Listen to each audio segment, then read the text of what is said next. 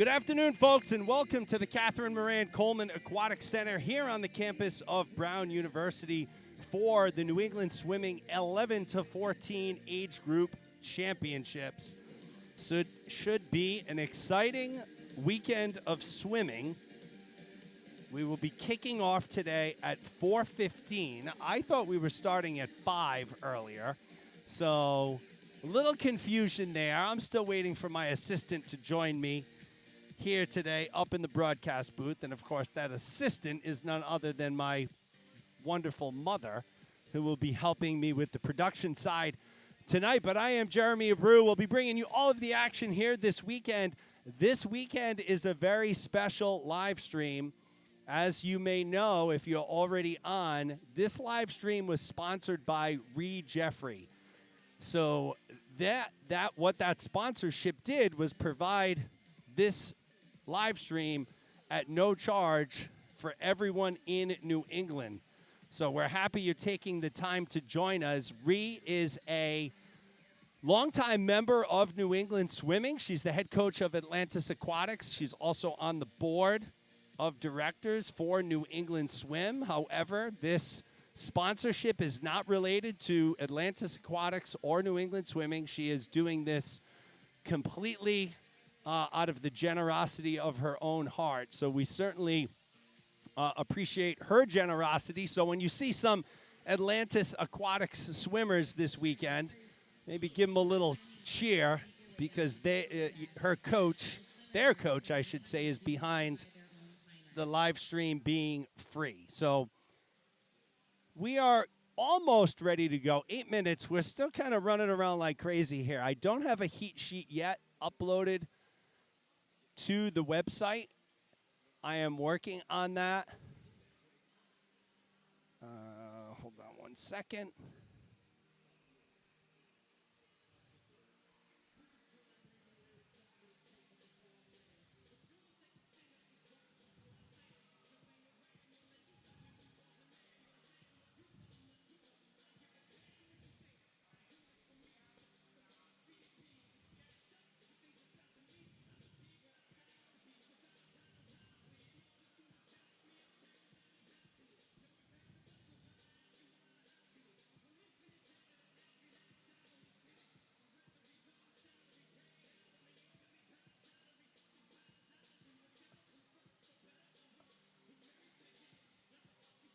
All right.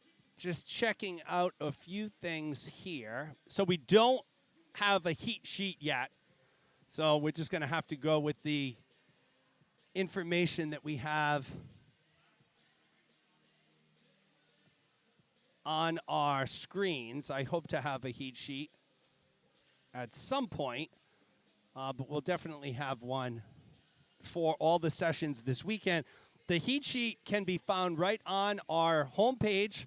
Just scroll down a little bit. You'll probably, right now, you'll see the heat sheet from the seniors championships there, but that will be replaced with the heat sheet for tonight. As soon as I get it, and this weekend, that's where you can find it. You can view it.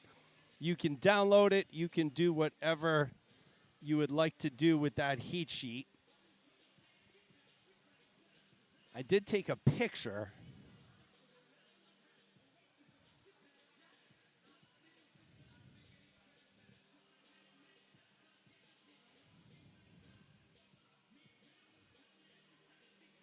of the heat sheet, so let me pull that up. I mean, we know who's swimming. We're going to have all the information on our screen. However, from a time perspective and a record perspective, this weekend, folks, will be some pretty beefy sessions. So each session will probably not end before 1 o'clock. I think some of the sessions might even end around 2. So the swimmers are making their way to the blocks. My mother is coming around the corner here. Here she is. So we'll be right back with all of the action live.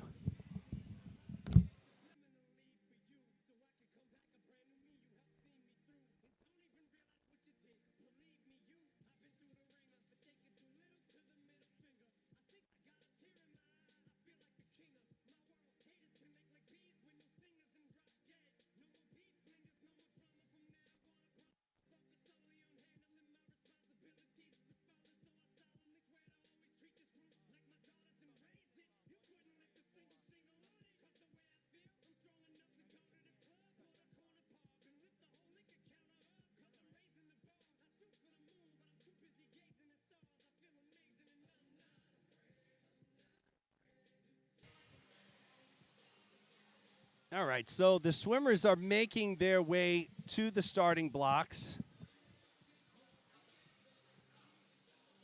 This will be event 1 and 2, the girls, boys, 11 to 14, 800 free. So it looks like we'll be going girls, boys, girls, boys, girls, boys, girls, boys, boys. So we're alternating back and forth between girls and boys here for the 800 free. Should be a good, quick night of swimming before we get into the longer sessions tomorrow. Once again, since the live stream is free of charge this weekend, please invite anybody and everybody, all of your friends, family, neighbors, cousins, aunts, brothers, sisters.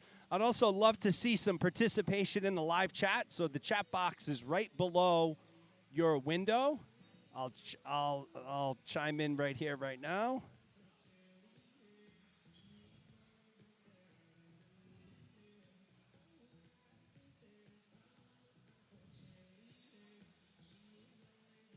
There we go. I sent the first message out there.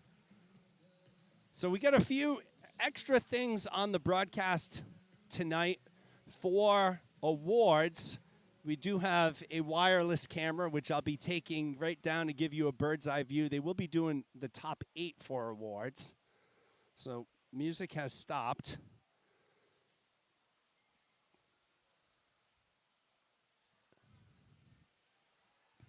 Looks like we're going to get started a couple minutes early, 4:12 here. Our first event tonight is event number 1, the girls 800 freestyle, heat 1. 800 freestyle just about to be underway.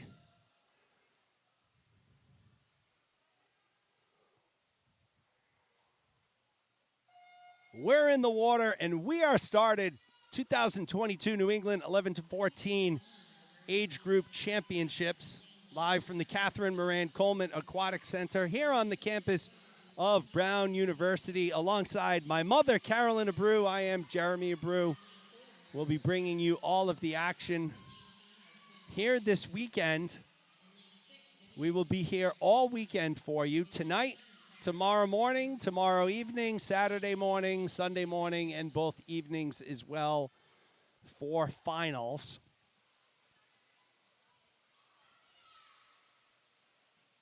Jacqueline Zipagan in lane 1, Amelia Deutsch in lane 2, Jane Wheeler in 3, Margot Levake in lane 4. It's Quinn White in 5, Vivian Molson in 6, Sarah Rapucci in lane 7, Leah Walden in lane 8. We will have a special guest with us tonight. We will have Caitlin Aramo with us. So she is the Safe Sport representative from New England Swimming. She will be joining us. She's running a little bit late, and I may or may not have told her the wrong time. We'll keep that one between all of us. That'll be our little secret. But Caitlin Aramo will be on talking about Safe Sport. And I'm very excited for the session because, you know, I hear Safe Sport and I think, you know, I've taken the Safe Sport training and such, but I know there's a lot of parents that, you know, they know the word Safe Sport, but what does that actually mean? So Caitlin is going to get into that, and that'll be a very good session, and I'll repost that to our Facebook page after this weekend for consumption after. Once again, folks, brewmediaproductions.com. If you're watching, you already know my website. If you're interested in live stream swim broadcast, I will be doing every single Gator meet that's hosted here at Brown University and maybe some others throughout New England coming up for the long course season. I put all of my information out there about the live streams and the broadcast on my Facebook page. So if you're looking for that, it's Brew Media Productions on Facebook. So just go to Facebook, search for Brew Media Productions, like the page, and then once you like it, you'll get all of the updates that I post on there. Trust me, I don't post anything about take pictures of my lobster ravioli or my food or anything else like that. It's strictly information relating to the broadcast and the live streaming. So that's a great place to get all of your information about the live stream. Back in the pool here, it's Margot Levesque. She started out in 5th after the 50. She moved up to 3rd, 2nd. Now she leads the way at the 250-meter mark. But if you take a look at the pool, very tight. Lanes 3, 4, 5, 6, and 7, very tightly bunched. Not a lot of separation there. As a matter of fact, Levesque's lead over Quinn White is by a half a second.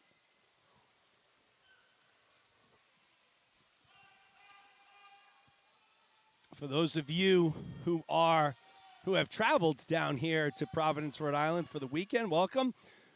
Bob Parent, the first one jumping in, rooting for Olivia Parent. Bob, nice to see you. Thank you for joining us. Once again, folks, jump into the live chat. The best live streams that I have ever done are the engaging ones. When you jump into the live chat, you tell me who you're rooting for.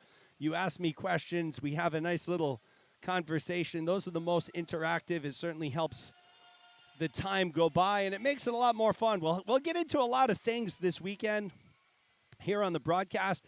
You know, we keep it 80% swim and what's going on in the pool, but, you know, I'm a big sports fan, so I'll probably try and sneak in a little sports updates here and there. Red Sox scores.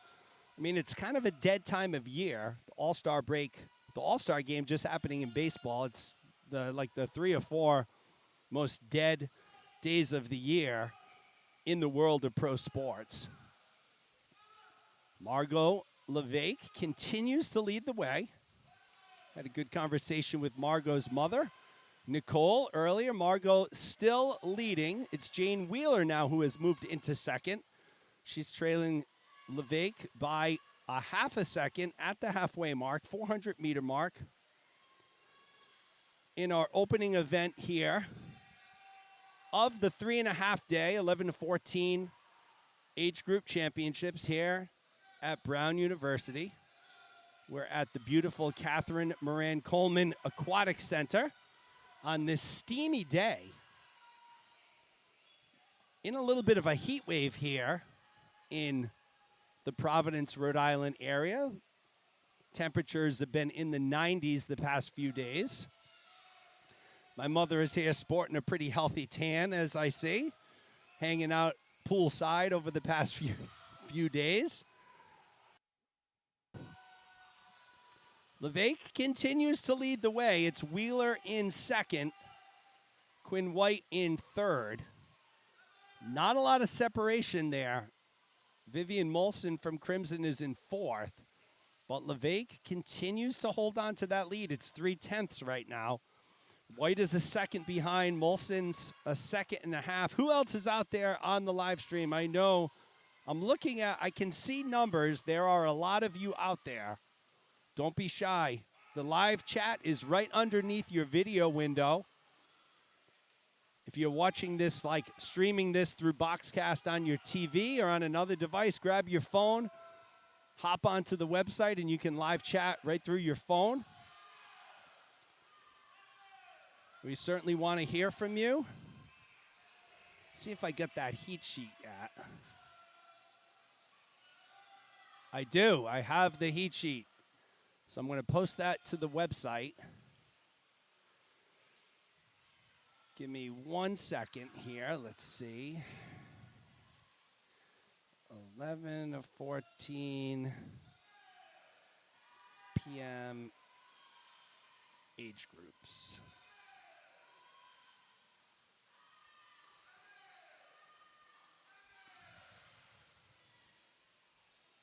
Levesque continues to lead the way.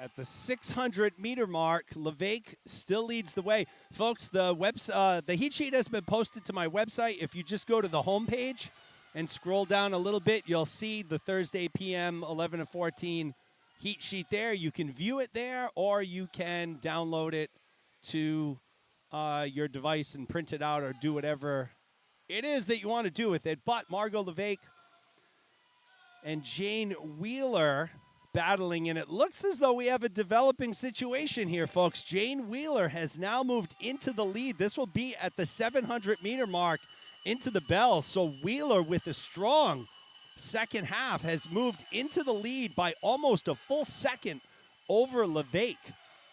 Here comes Quinn White. She's 3 seconds behind Wheeler, but she's about 2 seconds behind Levesque. So big development there. Margot Levesque has led for most of this race until the 650-meter mark. Now we see Jane Wheeler starting to pull away.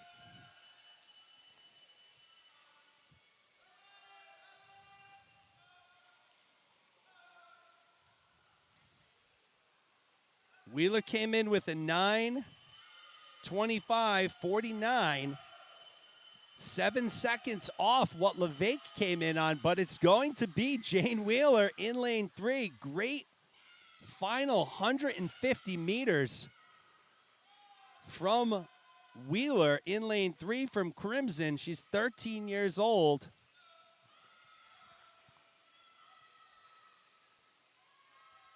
So Jane Wheeler will be the winner of our opening heat. 9:15.51 for Wheeler. 10-second time drop. Levesque goes in 9:19. White goes in 9:22. That's a 2-second drop for her. Molson will take 4th. So with these distance races, you just never know. Good sign of sportsmanship there. We had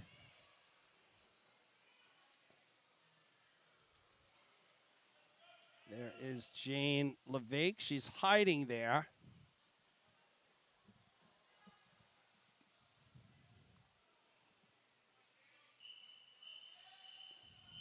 Whoops.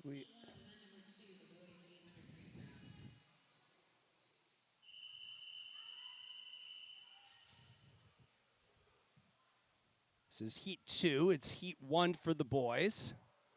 We're working through a few bugs here as we move along. But Kian Grabar will be in lane 1. Jack Eady in lane 2. Eric Nee in lane 3. Cale Copeland in 4. Chris Zhang in 5. Caleb Lemke in 6. Daniel Landau in 7. Wesley Ross rounds out the field in lane 8.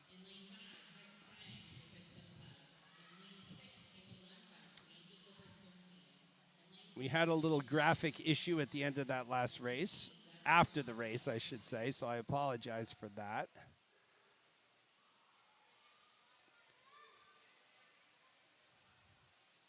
So after the 800 freestyle heats, before the relay, there will be a 15-minute break for warm-ups and awards. At that point in time, we'll head into the relays to close out the day, close out the evening.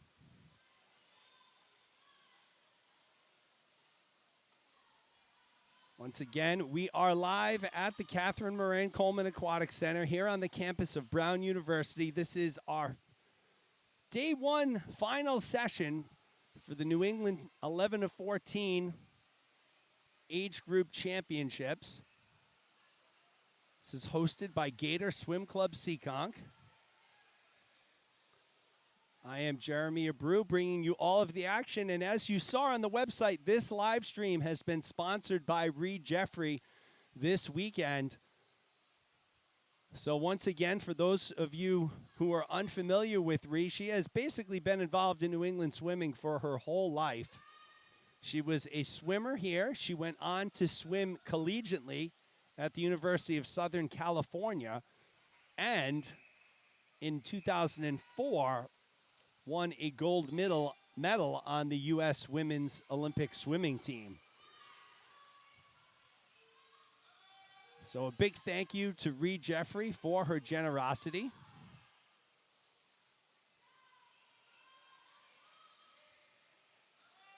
Jack Eady and Eric Nee were going back and forth between who wants first. It's now Edie in first, Copeland in second, Zhang in third. Edie has moved down to fourth.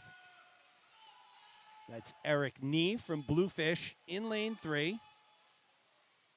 Comes in with a 9:13.35.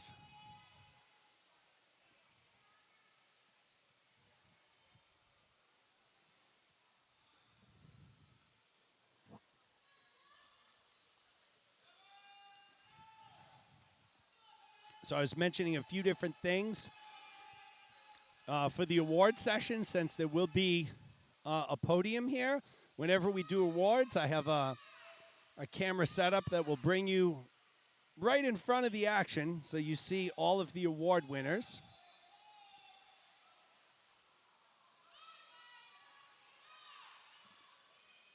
Eric Nee continues to lead the way. Our numbers continue to climb, folks. Don't be shy. Jump into the live chat. It's right below your video window. I'm going to talk about that all weekend, and I won't stop talking about it until we have good engagement here. Bob Parent, the only one jumping in to send me a message so far. Don't be shy, folks. It's a long weekend. I'd love to know what team you're rooting for, what team your child or grandchild or niece, nephew, cousin, friend is swimming for. Love to get all of that information.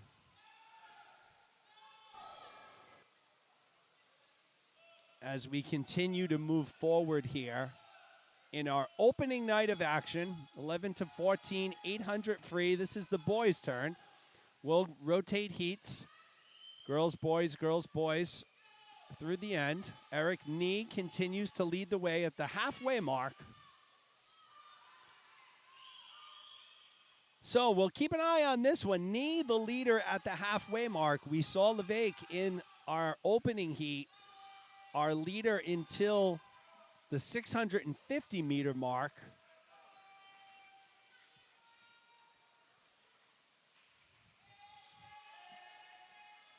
Once again, we'll be joined in a little while here by Caitlin Aramo. She's from New England Swimming. We're going to have a special guest on Sunday morning doing some color commentary with me. For those of you who know Samantha Brabeck, she's on the Athletes Executive Council for New England Swimming. She was a swimmer for Solo Aquatics. Well-accomplished swimmer, well-accomplished student. She's taking a gap year right now after just graduating from, I believe it was Reading High School. She'll be attending Vanderbilt University down in Tennessee in the fall of next year. So she's going to be joining me Sunday morning in the Elizabeth Beisel type role with some color commentary. So that should be fun. That should be pretty exciting. All right, we have another. Oh, it's Braden Ando. What's up, Braden? Braden, get all your friends and family on here. Braden Ando in the live chat from Bluefish. He had himself a good seniors championship last weekend here at Brown University.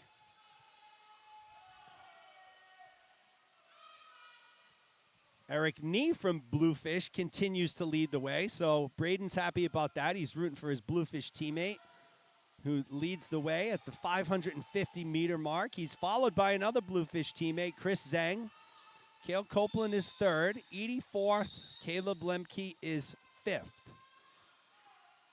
Andy Noble checking in. All right, now we're getting some people chiming in. Andy Noble checking in. He's cheering for Sam Noble in the 12 and unders. Fantastic. Welcome to the broadcast, Braden and Andy. 600-meter mark. Eric Nee continues to lead. He's got a second lead over his Bluefish teammate, Chris Zhang. Cale Copeland running third, Edie in fourth. So not really a lot of change at the top here.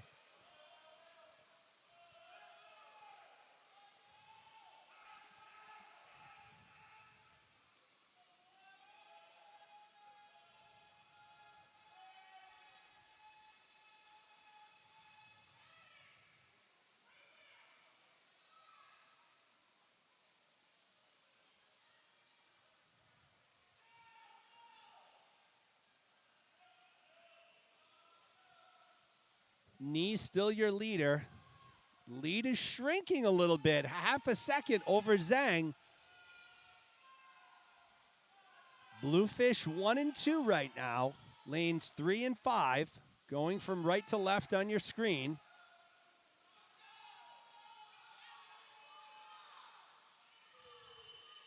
There's the bell, 100 meters left. It is almost a dead heat, and folks, Chris Zhang has moved into first by 17/100ths of a second. So the battle between Chris Zhang and Eric Nee is hot and heavy, folks. Lanes 3 and 5. Similar to our last race, Nee has been your leader for the majority of this race. It was only over the past 50 meters or so where Chris Zhang has overtaken him. Zhang is in 5, Nee is in lane 3. He'll hit the wall first.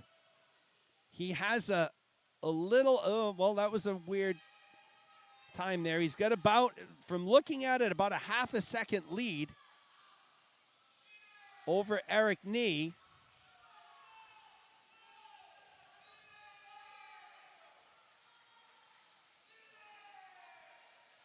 They're coming down the stretch here. Zhang and Eric Nee, who is going to touch first? And it looks like it will be Chris Zhang from Bluefish. 9:02.95 for Zhang. Nee takes second. Edie takes third, so Edie moves up and takes third. Zhang came in with a 9:10.90, so that's an 8-second time drop. Nee had a 9-second time drop, and Edie's 9:06 represents a 28-second time drop. So massive time drops. Congratulations to Chris Zhang, your winner of Heat 1 on the boys' side. We'll move into Heat 2 on the girls' side. And here's Sam Noble. Should be swimming out of lane 1, the bottom of your screen from the stripers.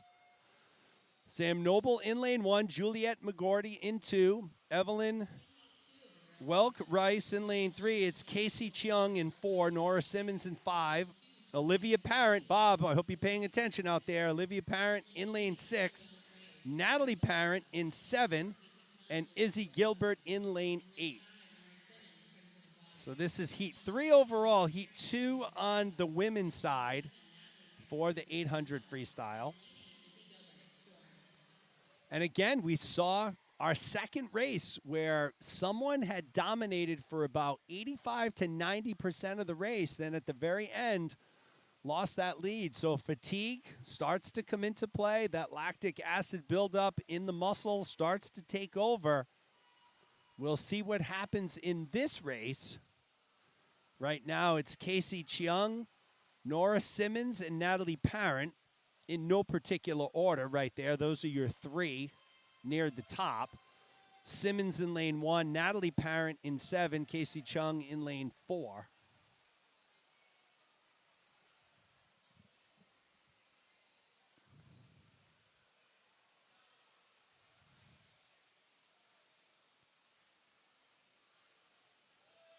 We're glad that you've been able to join us here this weekend at abrewmediaproductions.com. We are the broadcast home for the 11 to 14 age group championships here all weekend. Brown University once again being a very gracious host for us. And we certainly appreciate that. Also appreciate all of the volunteers, all the parent volunteers. Getting a little windy outside. Maybe a storm coming in? Storm coming in? My mother says yes. My mother is my resident weather person. She is always up to date on all of the weather here in the Providence and surrounding areas. We could get a thunderstorm tonight. So we could get a severe thunderstorm tonight. Obviously, that's a chance anytime we have weather like we've had, really, really hot, sticky weather. So just like I heard a weatherman say today, this is almost like a dad joke. When the thunder roars, go indoors. I make myself laugh here, folks. But keep your eyes on the sky if you're outside at all tonight and you start to hear some thunder. Casey Cheung leading the way. She's followed by Nora Simmons, Evelyn Welk-Rice in third. So we got a few people to chime in on the live chat, but the people that chimed in represent about 2% of the current audience. So I know there are plenty of you out there. That live chat window is right. If you're watching this on a tablet or a laptop, that live chat window is right underneath the video player. All you got to do is type your name in and click that little box, and you're good to go. Again, we'd like to hear from who's out there watching and listening. Casey Cheung from Bluefish has opened up a bit of a lead here now as we get to the 350-meter mark. Cheung is 11 years old, comes in with a time of 10:36.45, which is best coming into this heat.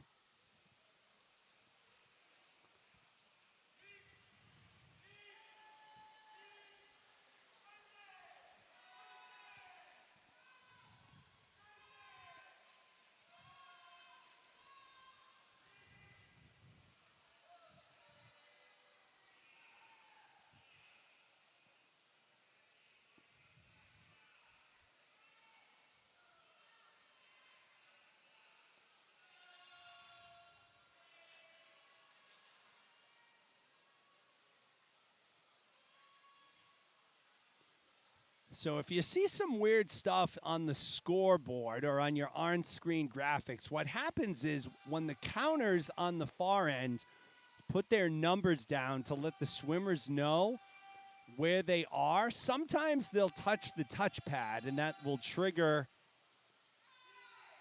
a time event. So just keep that in mind. It did show Simmons was in first at that last 50. She is not. It is Casey Cheung leading the way here. So when we get down to the start end, those times and places true up a little bit. Natalie Parent in second.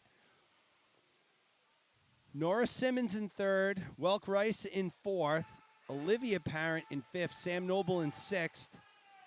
McGordy in seven. And Izzy Gilbert in lane 8. So there's the field. We have someone else.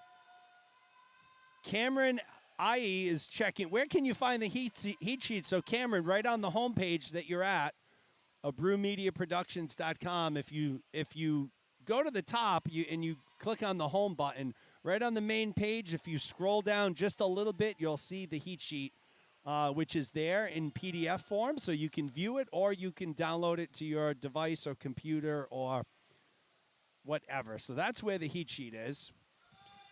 Casey Cheung continues to lead the way. Natalie Parent has moved into second in lane 7. So Parent from Bluefish, Cheung from Bluefish. Bluefish looking to go 1-2 in the second heat in a row.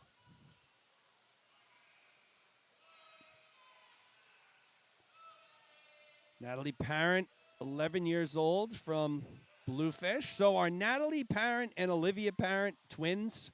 Do we have a twin situation going on in the pool? Bob, help me out. Bob Parent's rooting for Olivia, his granddaughter, but there's also a Natalie Parent, same name, same age. Do we have a twin situation? Do we have a cousin situation? Or do we just have same name, no relation? A lot of siblings. And, of course, coming off the senior championships where it was frequently in a finals heat, Josh Parent, Alex Parent, and Zach Parent. I'm no stranger to seeing siblings competing against each other. Casey Cheung continues to lead the way. Natalie Parent second, Nora Simmons third. We're going into the 600-meter mark, so this is, for the first two races, this has been the time of the race where we've seen a little bit of a change as the leader moves on. And Natalie Parent, as you're seeing here, in lane 7, she is pulled into almost a dead heat. And as a matter of fact, Parent has taken the lead by 3/100ths of a second. So 200 meters to go. Natalie Parent takes her first lead. Cheung gets it right back here. So we'll see as they continue to battle. Also, Evelyn Welk-Rice from Bluefish in lane 3. She's moved up into 3rd.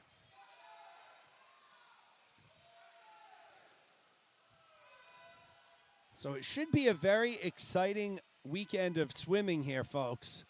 Again, this live stream is free of charge this weekend. Certainly, we appreciate Reed Jeffries' generosity in sponsoring the live stream, enabling that free access for everyone this weekend. And we hope to give you a glimpse at how we typically broadcast a swim meet, so you'll come back and join us at some point in the future. Parent and Cheung, this is going to be one heck of a finish. It looks like, just like our first 2 races, Natalie Parent has now moved back into first. She was in first, lost it a little bit at the turn. Let's see what her lead is with the final 100. She leads Cheung by over 1.25 seconds. Welk-Rice 5 seconds behind. Natalie Parent in lane 7. Casey Cheung in lane 4. Third place is Evelyn Welk-Rice. She's being challenged there in lane 5 by Nora Simmons.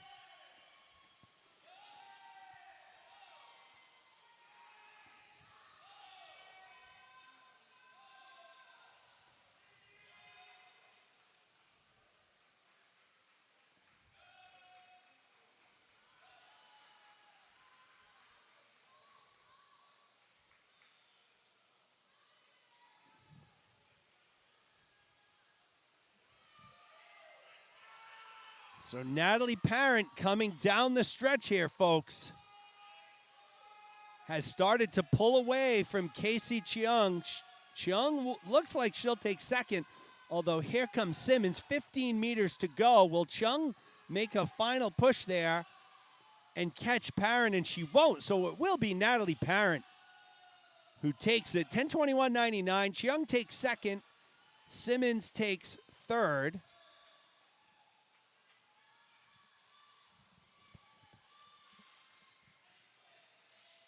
So Natalie Parent, you're a winner, 10:21.99.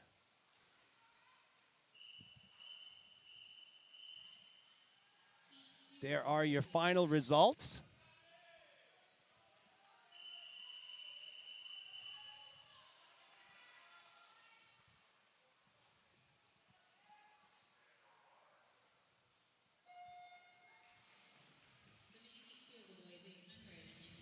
This is the boys' heat number 2. Carter Sittig in lane 1. It's Harvey Homolka in lane 2. It's Joey Eady in lane 3. Luca Guerra in lane 4. Jonathan Fioli-Haughey in lane 5. Dennis Dragomoretsky in lane 6. Peter Zhu in 7. And Zach Pecora in lane 8. So the trend through our first 3 heats of the evening has been a leader jumps out in front, and then around this 550, 600, 650 meter mark, they get overtaken. It's happened in our first 3 races so far. So let's see what happens here. Jonathan Fioli-Haughey trying to buck that trend. He has already built up a pretty good lead on Joey Eady in lane 3. Again, when the swimmers get down to that turn end, so on the right side of the pool, you know, try not to pay too much attention to the times and the leader, because as these, they have counters who are holding numbers on a long stick, and they put that down in the pool. And what happens a lot of times are that they touch the touchpad, and that has an impact.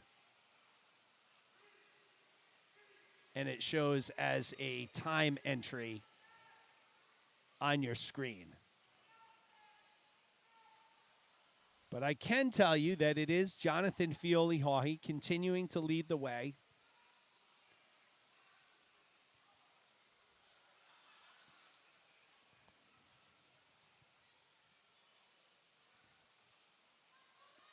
He's followed by Joey Eady in lane 3.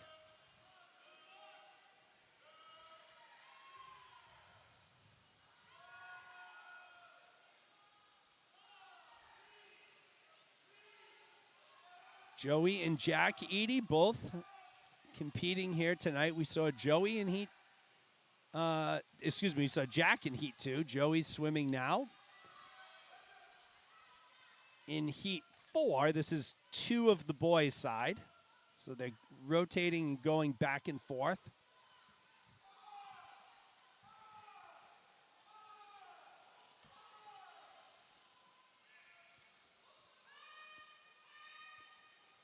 And speaking of the weather, I looked at the weather for next week, and it's supposed to be hot, the same type of weather as we're seeing this week. High 80s, low 90s all next week. So a good stretch of time maybe to be on vacation or to have some time off.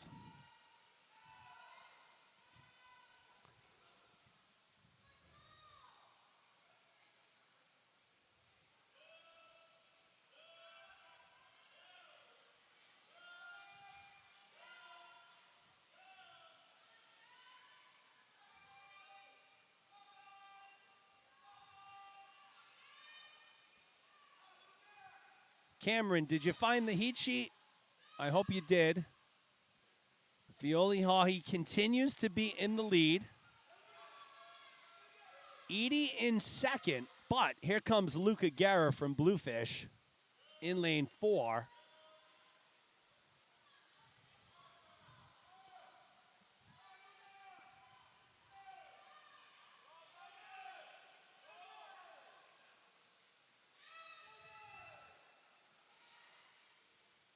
Fioli-Haughey in first, Eady in second, Luca Guerra in third. They're your top 3 right now.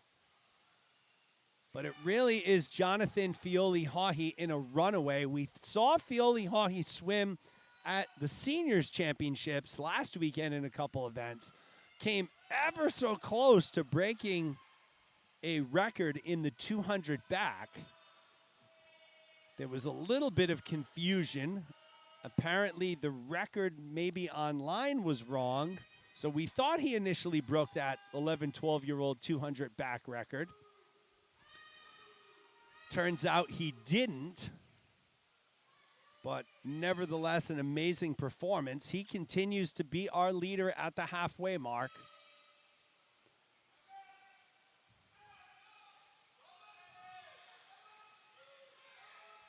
Eady in second, Guerra in third.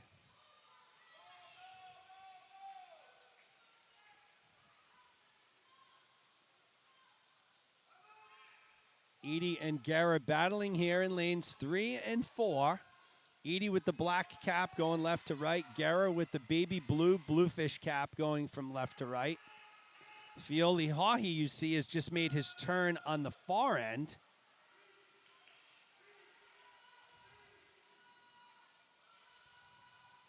This appears to be the first race, and I don't want to speak too soon because you never know about comebacks, but Fioli-Haughey has opened up a much bigger lead than the leaders in any of our previous 3 races so far this evening. Not saying that he can't be caught, but it would take a pretty good effort to catch him here.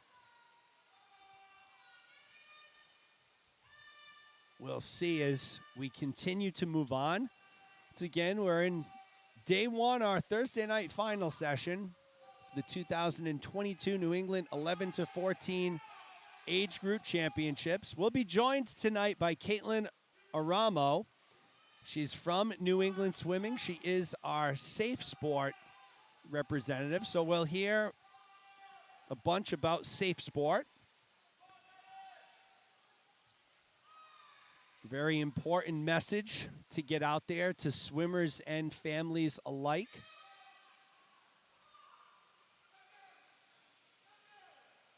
We appreciate all of you taking the time to join us here this weekend. Again, this live stream is brought to you by Reed Jeffrey. She has sponsored the live stream this weekend, enabling free access for everyone. Certainly appreciate Reed Jeffrey once again. Reed is a former New England swimmer. She swam collegiately at the University of Southern California and won a gold medal at the 2004 Olympics. So quite an accomplished swimmer. And when I had some conversations with Ree last week, she really just wanted to give back to the New England swimming community, and this was a way that she felt was a good way to give back, enabling all access for all of the 11 to 14-year-old parents.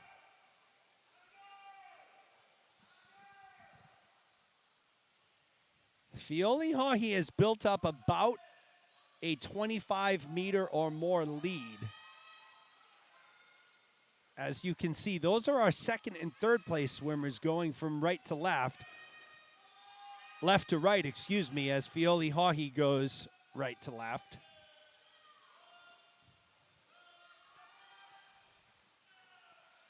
Fioli Haughey will get the bell right here. 100 meters to go. He came in with a 10:07.54. So we'll see how he finishes up here. Big lead for Fioli Haughey. Edie still occupies second, Guerra third. No one is going to touch or catch our top three swimmers. So it's pretty set in stone. Those three will be our top three. They never know. Guerra could catch Edie, but no one's catching Fioli Haughey.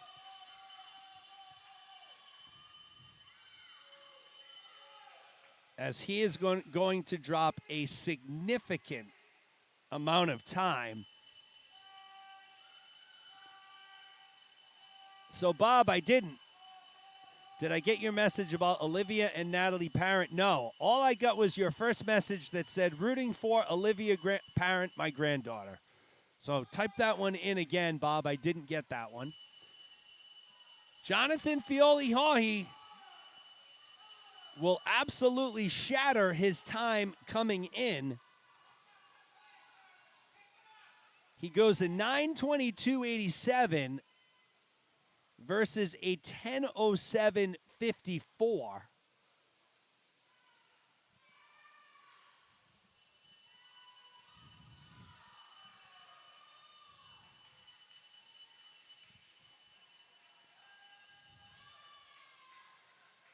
Edie will come in second.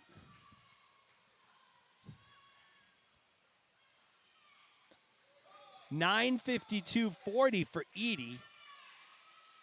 So a massive time drop there for Edie, and Guerra goes a 9:58.77, which is also a big time drop. So Jonathan Fioli Haughey, a winner.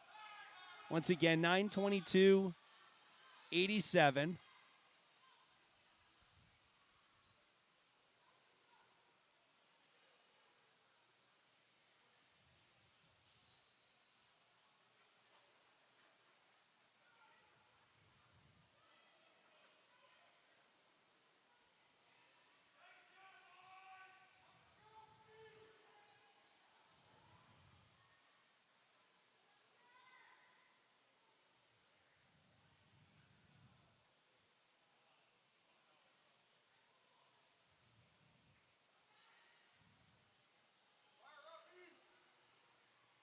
Dennis Dragomoretsky takes fourth. Zhu takes fifth. Siddig sixth. Homolka seventh. And Zach Pecora will take eighth.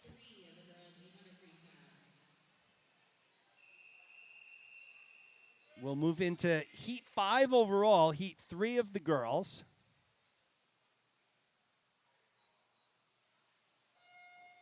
It's Georgia Davis in lane 1, Amy Key in lane 2, Elizabeth Statz in lane 3, Nora Abdalel in lane 4, Abigail Choi in 5, Caden McKibben in 6, Emmy Hukkinen in 7, Anna Zaffron in 8. So already at Heat 5 of 9, more than halfway through the 800.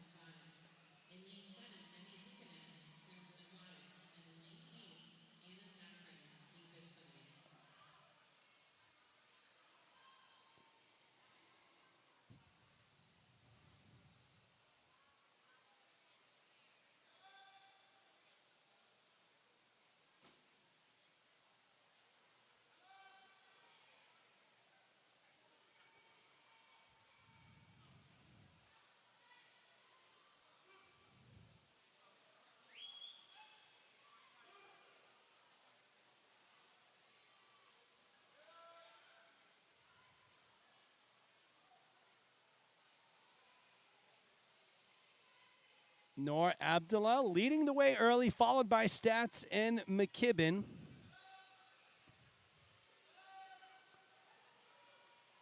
Once again, we'll be joined probably very shortly by Caitlin Aramo. We'll be having a safe sport conversation. She's from New England Swimming.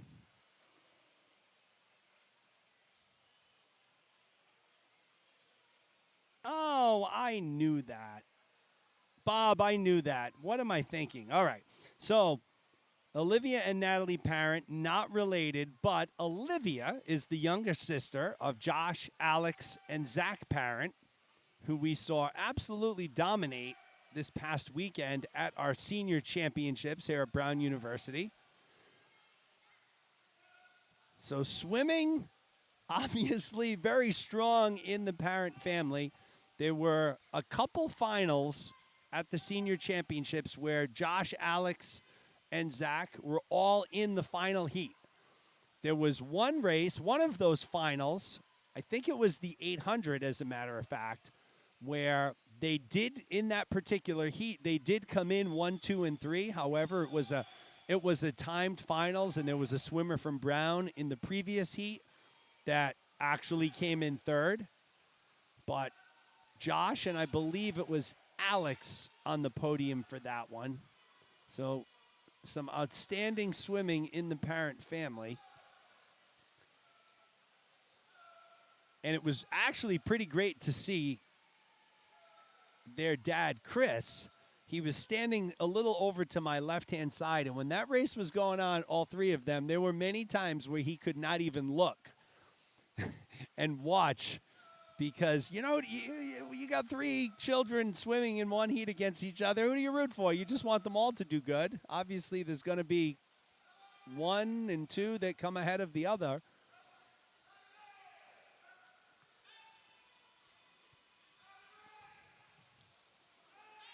Noor Abdullah leading the way early on.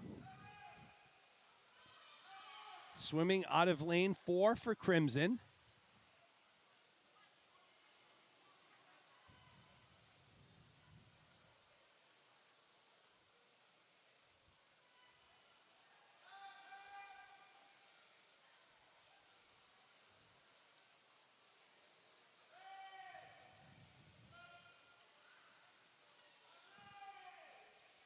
Abdullah continues to lead the way in lane 4. We'll be here all weekend with your swimming coverage.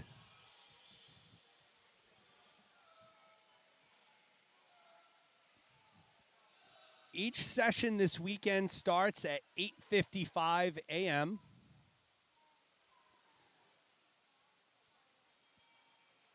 So we'll be coming on the air probably around 8:40, 8:45. Usually about 10 minutes prior to start is when we come on the broadcast. Adam Wienert from Gators checking in. Dad of Vivian and Nico Wienert. And yes, a big thank you to Reed Jeffrey for sponsoring this live stream. Adam, I agree. It was an amazing gesture, and I am thrilled to be able to have what we anticipate to be a gigantic audience here this weekend. So looking forward to it. Glad you're joining us. Noor Abdullah continues to lead the way. She's followed by Elizabeth Stats in second, Caden McKibben running in third right now.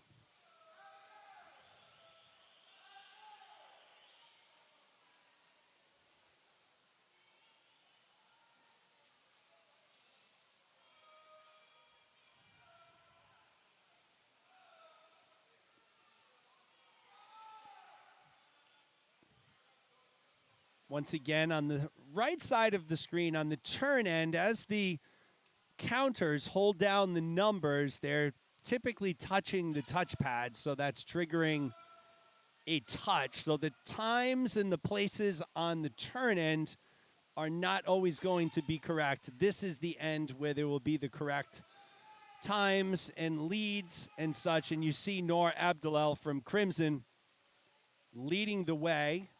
at the 500-meter mark, so 300 meters to go.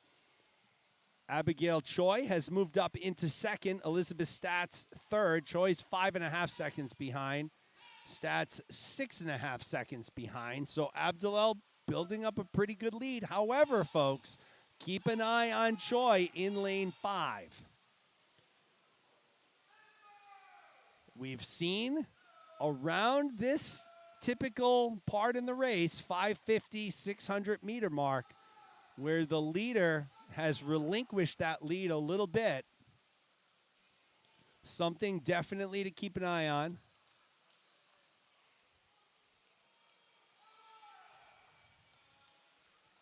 Abdulel will come in for the 600-meter turn, 200 meters to go.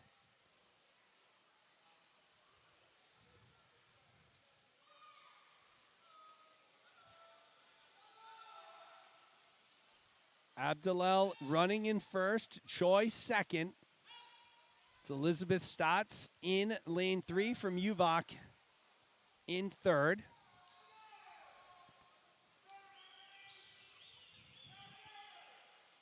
.200 meters left here.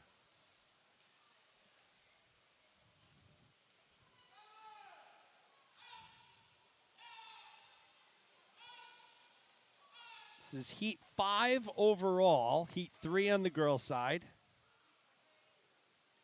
After this heat, we'll go boys, girls, and then we'll conclude heat 8 and 9 with 2 boys' heats. Fairly quick session tonight. We should be done here about 6:45 or sooner. There will be a 15-minute break after these individual 800 frees.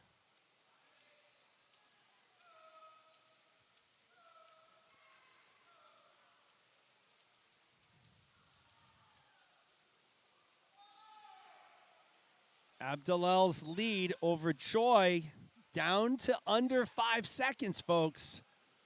This will be the bell lap, so 100 meters to go. Can Choi pull off the come from behind victory? Abdulel's going to do everything in her power to not let that happen. The lead is down to 2.5 seconds, folks. Here we go. Buckle up. Abdulel leads the way, followed by Choi and Stotts.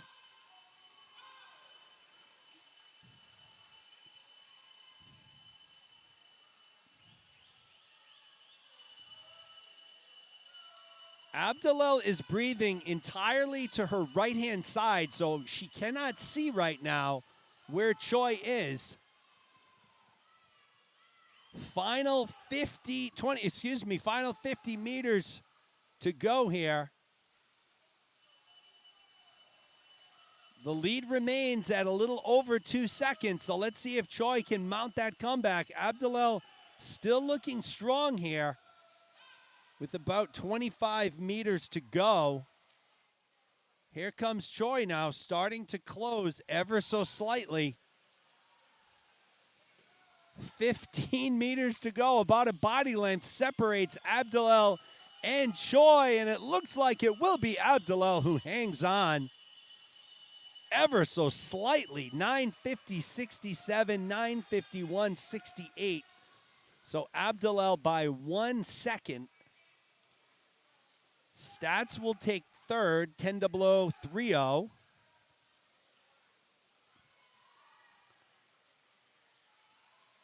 It will be McKibben who takes fourth, 10:09.58. Hukinen takes fifth.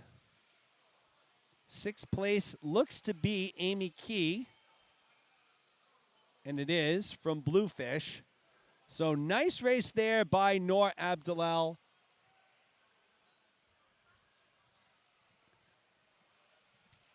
So Abdulel is the first one to hold on to that lead and not relinquish it in the final 100 meters or so. Nice job by Abdulel holding off Abigail Choi.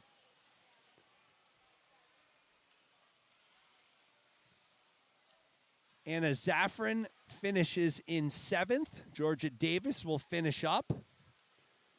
And we'll move into Heat 6. It will be Heat 3 on the boys' side. We'll get those lane assignments for you in 1 second.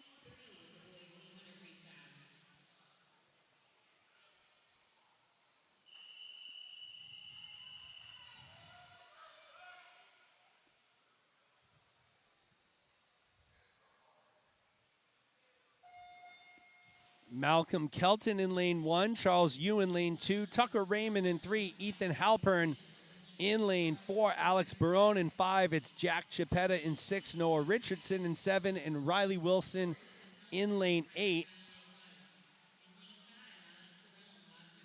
So we got the Chiappetta fam live in the chat. Shout out to Francis Chiappetta, who is watching in beautiful Seattle. All right.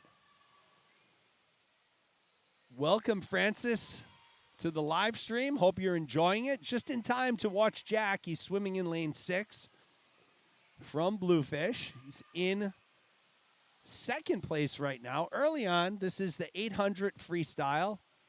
This is the 3rd heat on the boys' side, the 6th heat overall. There will be 9 heats so far this evening. So, Francis, welcome to the live stream. We appreciate you taking the time to join us. Ethan Halpern leading the way from PVAA. PVAA is, of course, led by Coach Corey. One of my favorite coaches here in New England. And the joke with Coach Corey is he looks like an NFL linebacker. I think he might work out a little bit. Maybe. I don't know. Just a wild guess on my side. Maybe he works out. And for those of you who don't know Coach Corey, this joke or this hyperbole is, way out there for you. But Corey, one of the nicest coaches and one of the nicest people that I've met in our years here in New England swimming. He's got Ethan Halpern coached up and leading the way right now in lane 4.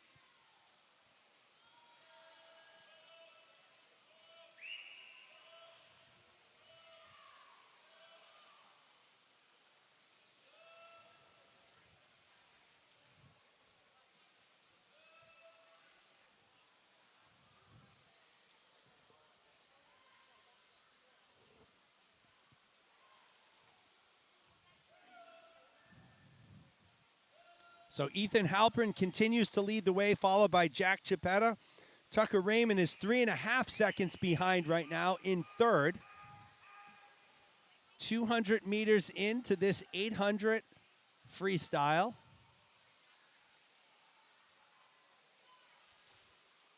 Halpern continues to lead the way. He's swimming in lane 4.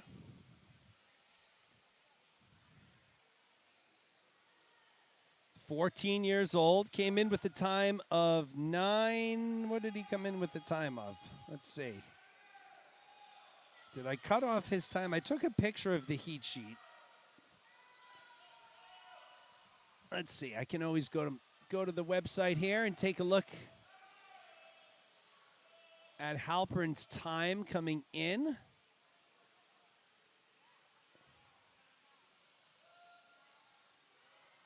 So Halpern came in with looks like a 9:50.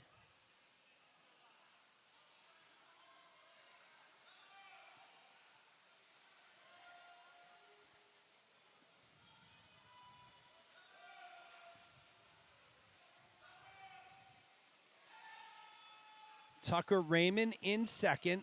Jack Chiappetta in 3rd. Raymond and Chiappetta 7/100ths apart.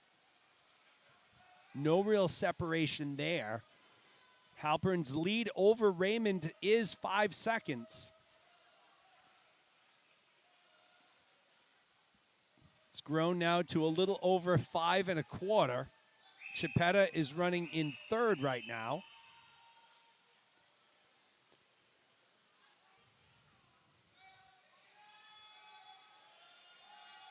Once again, we are live at the Catherine Moran Coleman Aquatic Center here on the campus of Brown University for day 1 of the 2022 New England 11-14 Championships.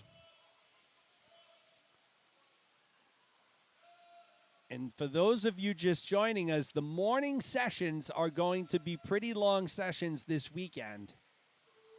So that's why I scheduled my mother to work the afternoon sessions so she didn't have to sit through the exceptionally long sessions. But The sessions will start at 8:55 every morning. Most of them are scheduled to end after 1 o'clock, some scheduled to end after 2. So very short turnaround between the morning session and finals. Very busy weekend. Utilize that live stream. You don't want to sit in the pool that whole time. Tune in free of charge this weekend. Happy to have you on the broadcast.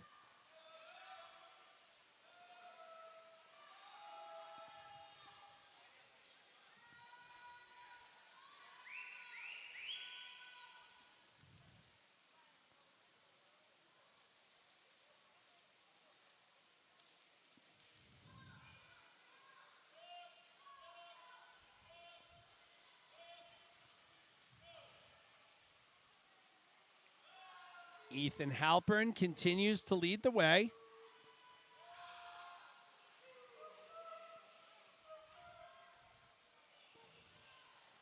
He's in lane 4. Tucker Raymond in second, Jack Chiappetta in third, so no change there.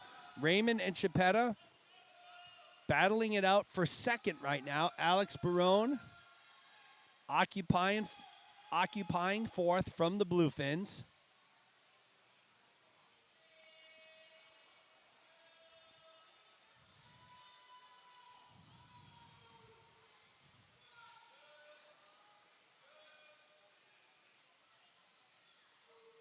But there he is all alone in the middle of the pool, going from right to left. Ethan Halpern from PVAA comfortably in the lead.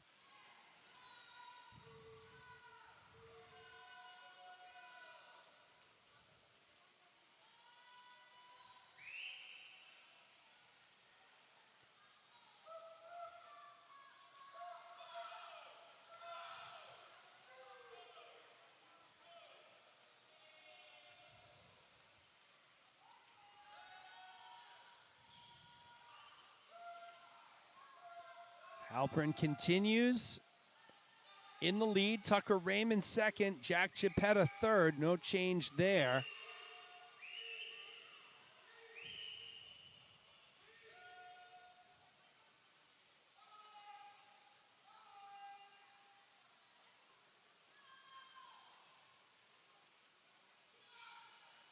Halpern makes his turn at the 650-meter mark.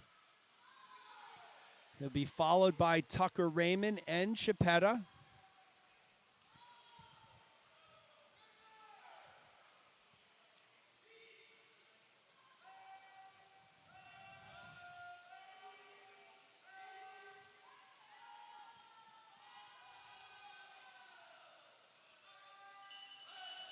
There's the bell for Halpern. 100 meters to go. He holds a pretty sizable lead over Tucker Raymond from Solo Aquatics. That lead is 9.5 seconds right now. Jack Chiappetta is running third, almost 13 seconds behind. So Raymond has opened up that lead for second, a little bit over Chiappetta. No one's going to catch Ethan Halpern, so Halpern will be your Heat 3 winner from PVAA.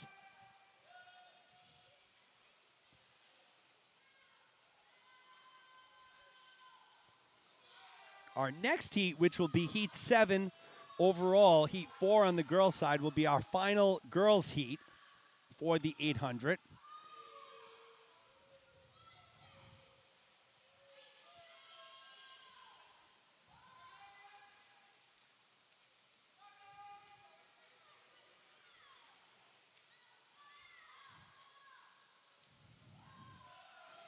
Halpern will finish up in an impressive performance, 9:17.90.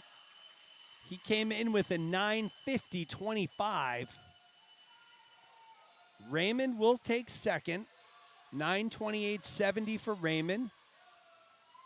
He came in with a 9:51, so huge time drop there. And Chiappetta takes third, 9:33.55 for Chiappetta. That's an 18-second time drop. Barone takes fourth. Yu takes fifth. But it was Halpern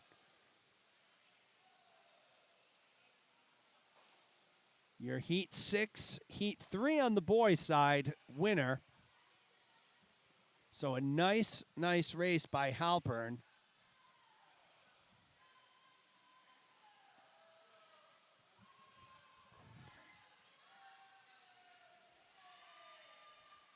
Kelton and Riley Wilson will finish up. Malcolm Kelton in lane 1. Riley Wilson, top of your screen, in lane 8.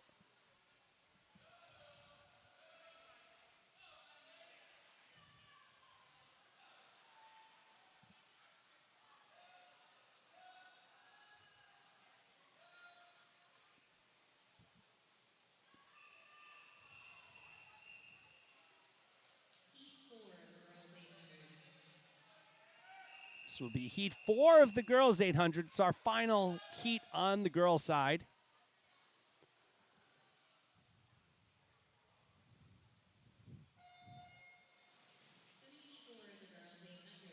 Lila Hoey in lane 1. It's Michelle Pichardo Cedillo in lane 3. Eliana Lamb in lane 4. It's Zoe Sorello Sacheta. Lane 5, it's Erin Kelly. Lane 6, Amelia Gallant. In lane 7, it's Sadie Gagnon. And lane 8, it's Kathleen Rossi. So once again, this will be the final heat on the ladies' side. Barbara Anderson checking in just in time, Barbara. Sadie swimming in lane 7, second lane from the top. Welcome to the broadcast.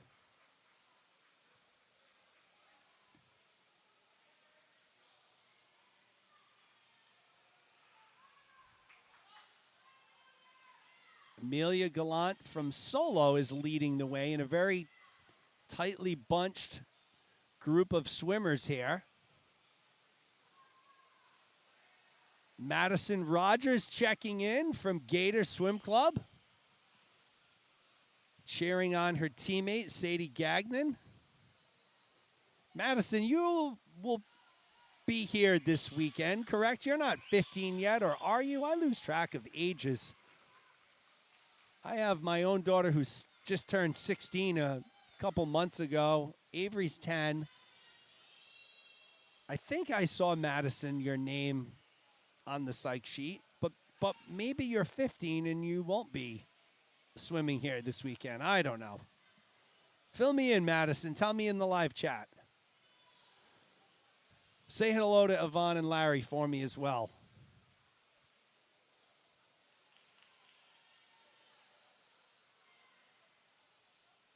Gallant leading the way, followed by Lamb. Erin Kelly in third. Sadie Gagnon right now in fourth.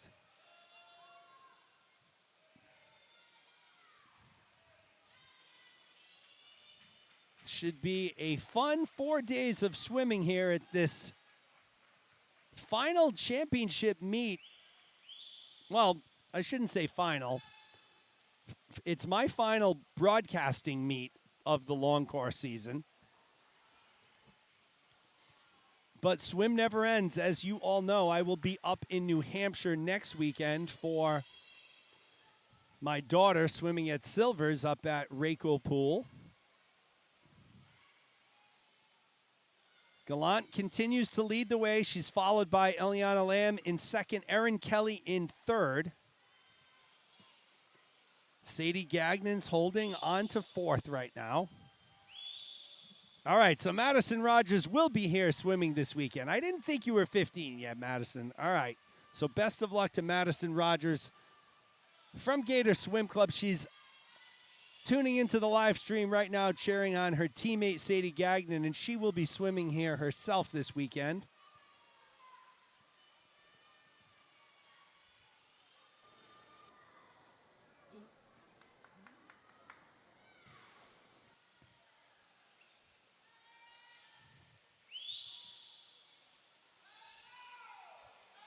Gallant continues to lead the way.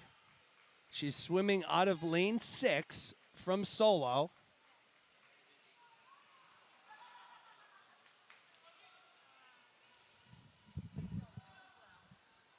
What's a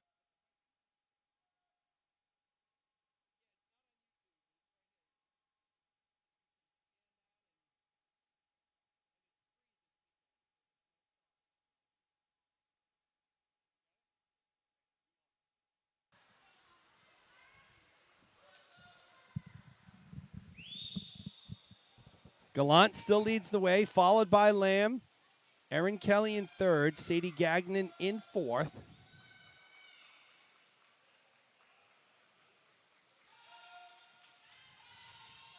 This is Gagnon's first time swimming the 800.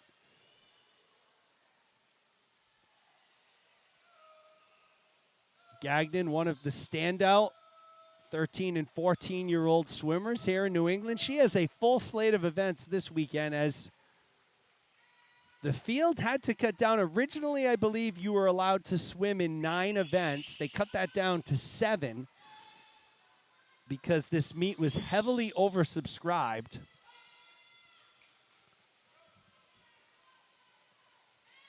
Gallant continues to lead the way. Lamb in second, Kelly third, so there's been no change there.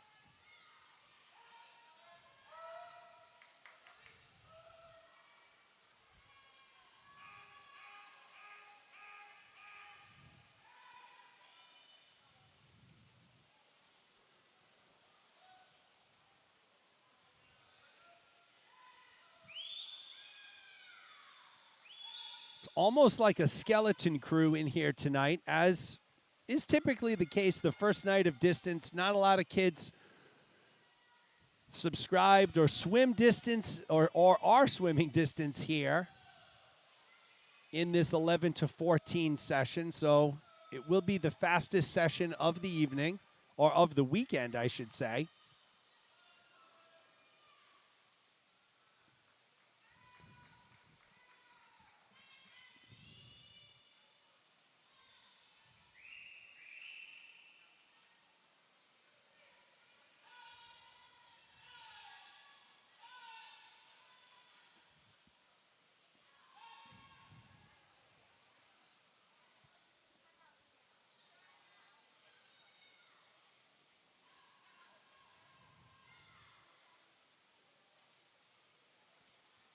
No change to our leaders. Gallant is holding on to a 7.5-second lead here at the 500-meter mark.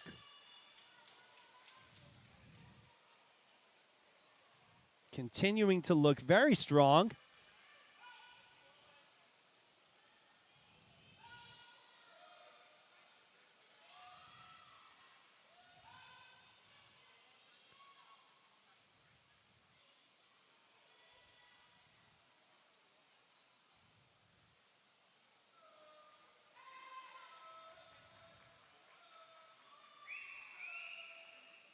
Eliana Lamb in second, Erin Kelly in third. So I'm joined by Caitlin Aramo. Here we go. Folks, I'm going to get Caitlin set up. I'll be right back. We will stay with the live action here. Give me 1 second.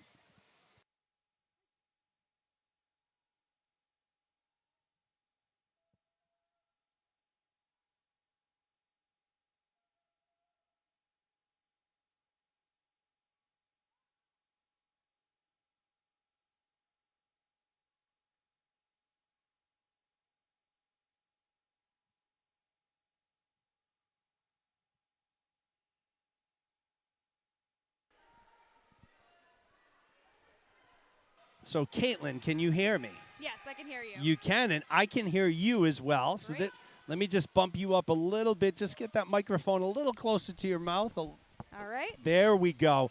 So, folks, I'm joined by Caitlin Aramo from, am I saying that right, last name? Almost, Aramo. Caitlin Aramo from New England Swimming. She is the Safe Sport representative, correct? One of them, on the Safe Sport Committee. So Caitlin is on the Safe Sports Committee, and she's agreed to join us here to talk a little bit about Safe Sport. So, Caitlin, why don't you take it away? I know the audience has heard the term Safe Sport over and over again.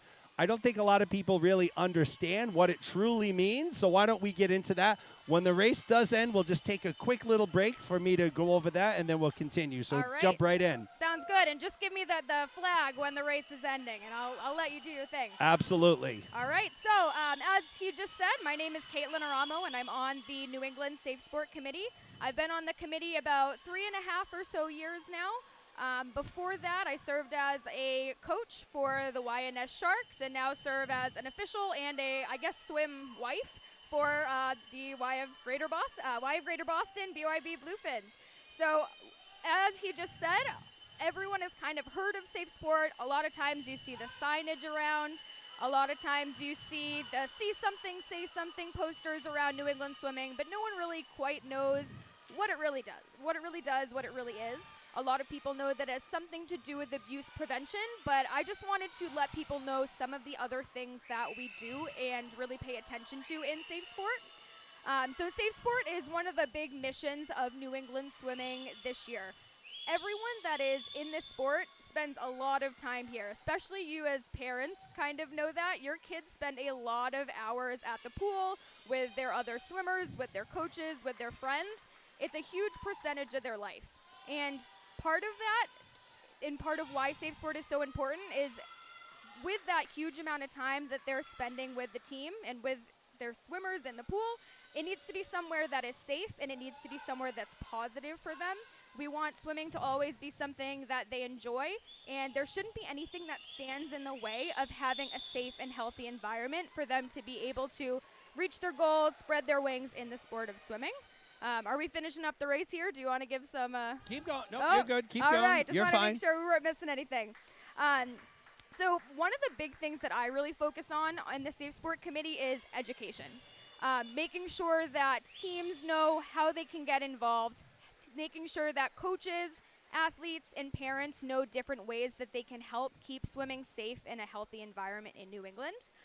Sometimes we really focus a lot on the policies that Safe Sport puts into place, but the part that I get the most excited about is the education. And with that, we'll hold on one quick second. So it was Amelia Gallant taking first, Eliana Lamb second, Erin Kelly third in our last heat of the women's 800. Now we'll move into heat 8 overall. This will be heat number 4 on the boys' side for the 800. Leo Tran in lane 1, Jarrett Zito in 2, Wilson Javen Aquilano in lane 3, Max Sturman in 4, Jonathan Lee in 5, Liam Hauser in 6, Ben Latourell in lane 7, and in round 8, rounding out the field, it's John Kowalski. Caitlin, take it away. All right, sounds good. So Safe Sport is something that we have a committee in New England, and what the Safe Sport Committee does is help to put into practice some of the goals that Safe Sport for the USA has, and try to get these out to our teams. So one of the big things that you'll kind of see, a lot of teams have it posted on their website. A lot of times you'll get, maybe emails about it as a swim parent, are what are our Safe Sport best practices. So Safe Sport has come up with a lot of different guidelines that teams should be using to just keep our environment as safe as possible. And these cover social media policies, these cover anti-bullying policies, as well as, locker room safety. And one of the big ones is also to not just protect our swimmers, but to protect our coaches. Bringing in things like policies on who can be one-on-one with your athletes, making sure that we always have supervision every time we are working with our athletes. And one of the things that we really want to do as a Safe Sport Committee is to help educate all of the families on what these mean. Safe Sport isn't something that's just trying to throw out all these rules and make it as strict as possible. We want this to be something that empowers people to know that New England Swimming really cares about not just your athlete's success in the pool, but their mental health out of the pool, their physical health out and in and out of the pool. And that is something that the Safe Sport practices really do put into play. One of the big roles that I have in Safe Sport is running the different clinics. During COVID especially, I ran a lot of different trainings through Zoom for clubs across New England. And what these were kind of meetings for swimmers to come together to find out more about Safe Sport. And what I really focused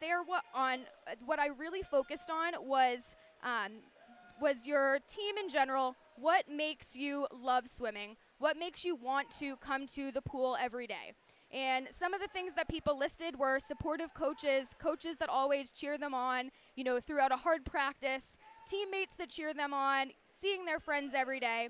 So I really wanted to talk with all our swimmers and focus on what are those things that make a healthy team environment. A healthy team culture is kind of that big thing. And then we also would like to take some time to identify what are some of the things that would ever stop you from wanting to come to the pool every day. Even with a love of swimming, what are things that would prevent you from putting in your best effort and just wanting to make that effort to be in that pool day after day, even sometimes at 4:45 in the morning, when all you want to be doing is, hitting that snooze alarm. And some of the things said, some of the people would say things like, teammates that aren't supportive, teammates that are bullying or causing drama, and coaches that are turning maybe a blind eye to it. Maybe coaches that are using words that are not always building them up, but are, putting them in a place where they feel bad about themselves and they don't feel like they're being praised for the work that they're doing. And these are all things that, as a safe sport representative and someone that talks to our athletes about what safe sport does, is I want people to be able to identify what a positive team culture looks like and then what a negative team culture looks like. And know that if you see something that is part of a negative team culture, what do you do about it? Who do you talk to? Who do you go to for support? Some of the different supports that you have are, your coach. It can be someone on the Safe Sport Committee. It can be our Safe Sport chairperson. So some of the ways that you can find out more information about where these support systems are and where to find out more information about what Safe Sport is and what it does is going to be on our New England website.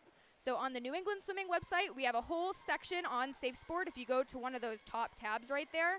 And on that is going to have tons of different links to not only people that you can talk to and resources that you can reach out to, but also just different links to online learnings and online trainings to find out more about what Safe Sport does in general, but also just different skills that you can have for life about being able to identify, what that positive team culture is, being able to step in when you see something is wrong, and really just making sure that both swimmers feel empowered and that parents of our athletes are feeling, comfortable and excited that they have a positive environment for their swimmers to go to. So, Caitlin, what age would you say we see the most, I don't know, I guess you would call it safe sport infractions? Or is there one age group maybe above others where there are more things that take place? I feel like, different things can happen across all age groups, but I feel like the biggest kind of age that we see things is honestly our 11 to 14 group, which is what we're here watching this weekend. That's when, we start to have the drama in practice. That's when we start to have, things like, more emotions and preteen and teen hormones come into play, where things that might not have fazed someone before is going to, turn into something bigger and make someone feel uncomfortable faster. And it's also a very impressionable age group where we need to protect that age group even more so. This is the time where they're really, growing into themselves, becoming adults, and they are at a really impressionable age, and we need to make sure that us as parents, as coaches, as officials, as, safe sport, messengers, are doing everything that we can to protect them, mentally, physically, and emotionally through everything that they do, not only just in the pool, but anything that is involved in the sport of swimming. That's good to know. And so I guess my other question would be, where does the line get drawn between maybe some good-natured horseplay and something that's maybe a little more severe? You know what I mean? Yeah. I think there's probably a pretty fine line there. Where is that line? And as maybe a swim family, how do you know when maybe someone has crossed that line with your child and it should be something that is reported? Yeah, absolutely. So one of the things that I like to say in some of the trainings that I run, we do a lot of talk about boundaries. What are boundaries? And sometimes certain people will have a different comfort level or a different boundary than you might have with someone. However, as a parent, as an athlete, as anyone that is involved in the sport, if there is ever anything that makes you feel in the least bit uncomfortable, even if you're not sure if it's a major thing or a small thing, something as big as, someone, patted my swimmer on the back and it made them feel uncomfortable, or, some swimmer might be totally comfortable with that. Some swimmer might not. Everyone has a different boundary, but if there's anything that makes you feel uncomfortable, it's never not a good time to say something about it. Now, just because you make a report about something or you talk to a coach about an issue that you think may have arose, or you do bring it to someone on the Safe Sport Committee or through one of our Safe Sport resources, everything is taken seriously, but it doesn't necessarily mean that, oh my gosh, it's going to turn into this huge issue if I say this and it was nothing. So one of the things that we always say in Safe Sport is see something, say something. If there is ever something that as a parent especially, you see it doesn't align with what our values are or what you as a family are comfortable with, it's always a good idea to speak up because you never know. And the worst that can happen is you say something, we check it out, we think that we let you know that everything is handled and it's okay, all right, and we move on and learn from that experience.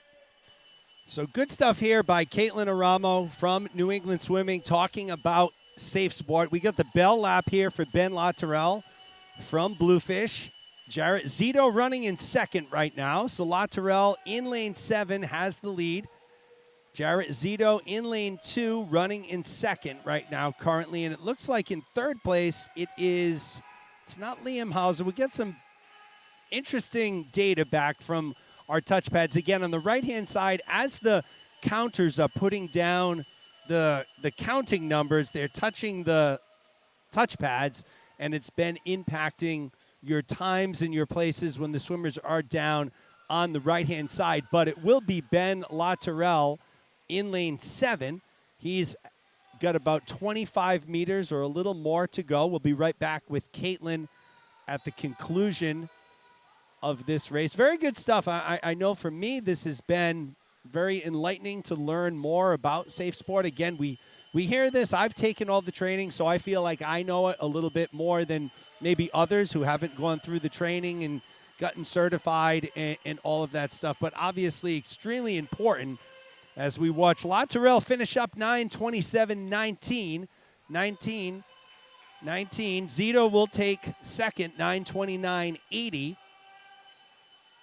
So Latourell's 9:27.19 represents how far is his time drop here? Latourell came in with a time of 10:39, so that was a yards time, so that was a converted time. Leo Tran will take third in lane 1 at the bottom of your screen. John Kowalski takes fourth in lane 8. There's the bell in lane number 6 for Liam Hauser. So nice job by Ben Latourell from Bluefish. He takes it in 9:27.19, and he held on to that lead for most of the race, if not all of the race, in stark opposition to what we saw to our first 4 races, where the leaders right around that 550 to 600 meter mark got a little tired, relinquished that lead. Latourell was able to hold on. As you watch Sturman, he finishes up in 5th, 10:35.64. Arquilano takes 6th, 10:44.89. It looks like Jonathan Lee will be next to finish in lane 5. And it is Lee, 10:56.24. And Liam Hauser will finish up from Crimson. That will take us to our final heat of the 800 free. Again, this will be heat number 9, heat 5 on the boys' side. There will be 5 swimmers in our final heat. Once again, we're at the Catherine Moran Coleman Aquatic Center here on the campus of Brown University. Day 1 of the 2022 New England 11 to 14 age group championships.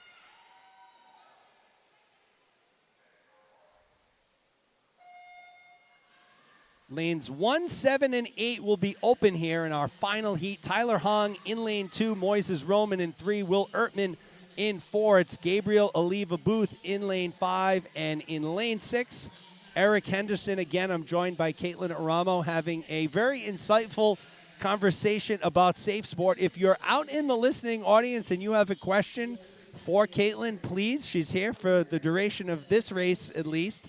So jump into the live chat and let us know. I'm trying to think of other things to ask you, Caitlin, but go ahead, and I'm going to continue to think of my questions here as we go along. Yeah, some other things that I wanted to share are just, how can you as a parent get involved in Safe Sport, and where can you really specifically find some more information? one of the big things that us as a Safe Sport Committee are really working on over this last year or so is the Safe Sport Recognition Program. So all teams in basically in the country have the opportunity to become Safe Sport recognized, which is a program that you can go through with your team and basically earn almost like a little certification that shows that you are dedicated to keeping your athletes safe. What this encompasses are a lot of different things. So there's a whole checklist that you have to go through as a team. There are different trainings that you run as part of this. There are different things that you want to have on your website, push out to parents, and just have policies that you want to have in place on your team. And this is something that we are really hopeful that we can get every team in New England swimming to be Safe Sport compliant and part of that Safe Sport recognition program. We've been working on it, and we have a huge percent right now. I can't remember exactly what the percentage is. I was just going to ask you that. How many teams overall are in New England swimming? I know I should know this, but around. Do you not have the I feel like I had this on the top of my head before. I know it's changed a bit since COVID. I would have to look it up, but I know it's a fair amount. Is it over 100? It could be. What about percentages of teams that are safe sport certified? Like, are we 50%? Are we 60? Are we closer to like 80 or 90? Where does New England swimming stand? I believe we are at about 60% right now. So we're, on the right track, but and again, if that is incorrect, Ann Kaufman, if you're listening, she's our Safe Sport representative, don't quote me on that. But we still have a ways to go. So one of the things that us as Safe Sport Committee members are trying to do is start to reach out to teams that are still working on their Safe Sport recognition. It is a little bit time consuming, but it is incredibly important to keeping our athletes safe and just showing our families that by going through this program that we've taken the time to really make sure that we're showing them that our athletes are in a safe place. So I'm thinking one of the things that families can do that are out there listening is they can ask their coaches, hey, are we Safe Sport certified? Yes, exactly. And that is something that, anyone that is listening, when you go back to practice, have a quick conversation with your coaches and see if it is something that they've thought of. There are teams, especially some of our smaller teams, that might not even know that this program exists and would love to get into it. A lot of our teams also have a position called the Safe Sport representative from their team. And that's usually, a parent, sometimes a coaching member that is kind of the representative to New England Swimming from their team regarding safe sport policies, safe sport issues, and specifically our Safe Sport Recognition Program. So if your team doesn't already have a liaison and you are interested in possibly stepping in, learning more about safe sport and getting involved, that's a perfect way to step in. And if you ever, have any questions or aren't exactly sure what that entails, feel free to reach out to me. I'd love to talk to some of you if you have any interest. Another big way to get involved, if this is something that you think that you are really passionate about and really want to make a difference, especially if this is something that you see that could always be changed in New England swimming. And feel free to come on to some of our Safe Sport meetings. All of our, main Safe Sport Committee meetings are open to anyone that wants to join. You can also become part of the Safe Sport Committee to learn more about what the things that we are doing to help our swimmers and athletes and keep them safe from abuse as well as negative team culture in the sport of swimming. And we would really love to have you all. Another great thing that you can do is take some of the online safe sport trainings. If you go on to I believe it's on the USA Swimming website, there is a huge section for safe sport as one of the main tabs right at the top. And there are so many different online trainings that you can go through for all different aspects of just safe sport and then just swimming in general. There's a ton of great things that you can go through on there. But I really recommend checking out one of those trainings. Or if you're interested, reach out to the Safe Sport Committee to see if you can host either an in-person or Zoom training at your team. I think the trainings can be really good and bonding almost experience for some of our athletes. I try to make them as interactive as possible, allow the chance for swimmers to play some games, ask some questions, and not only find out about what Safe Sport does, what our policies are, but also how they can help create a better environment on their team between their friends, between their coaches, and just make swimming exciting, make it fun, make it healthy for years to come. we all are here because we love swimming. We want it to be something that lasts. We want it to be something that's positive, and this is one of the biggest steps in that. Once again, we're joined by Caitlin Aramo talking safe sport here on our opening night of the 2022 New England 11-14 championships. Caitlin, in closing here, what would be something that maybe a lot of people would consider as something innocent, but it really is a safe sport infraction? Like, what would qualify as that? Like, something that you may hear and say, oh, wow, I never thought that would be something wrong, but it is. Are you able to answer that? Yeah, one of the biggest things that we definitely see is like electronic communication, so like texting and emails, specifically between coaches and athletes that are closed off on one-on-one. Any conversation that your athlete has with a coach should be something that's open and observable when we're dealing with minors and adults.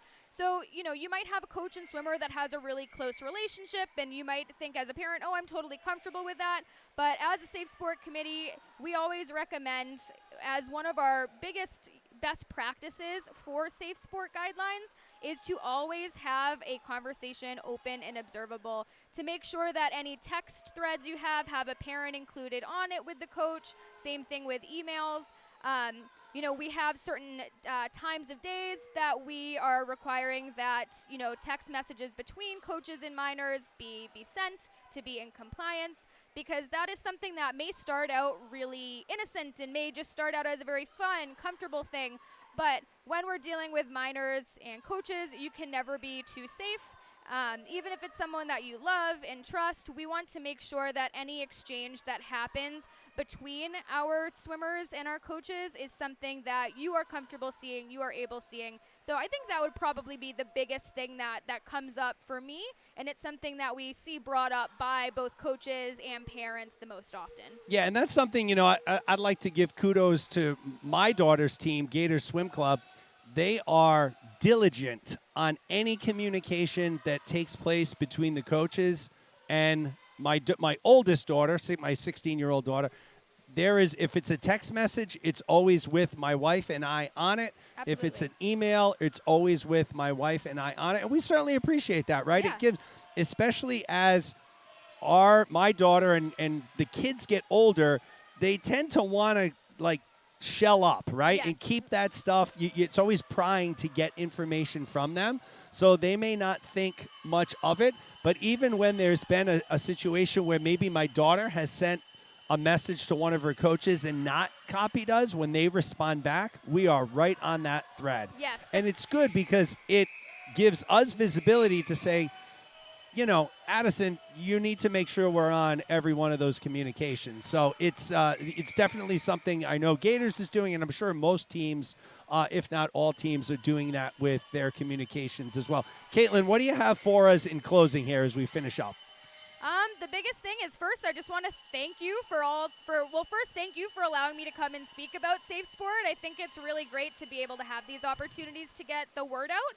And to all the parents, families, coaches that are listening, if you ever do have any questions, please feel free to reach out to someone on the Safe Sport Committee. Our committee contact info is on the New England Swimming website, and we would love to see some of you get involved. If this is something that you have a passion for and think that you could help us in any way, we would love for you to become part of our mission. So thank you so much again for hearing me out, and all right, back to some great swimming this weekend. Yeah, absolutely, Caitlin. We certainly appreciate it. Folks, if you go to the NE-Swim website, under admin, there is a place where you can see where all of the meetings take place. So you can attend these meetings. Most of them are done virtually. There is a Zoom chat or a Zoom way to participate. Gabriel Oliva Booth in the action here edges out Will Ertman by a little over 2 seconds. So Oliva Booth takes first, Ertman takes second. It was Eric Henderson from PVAA taking third. So once again, Caitlin, appreciate your time. Some very good, insightful information for the field, and we certainly appreciate it. Folks, we'll be right back in about 30 seconds. Thank you.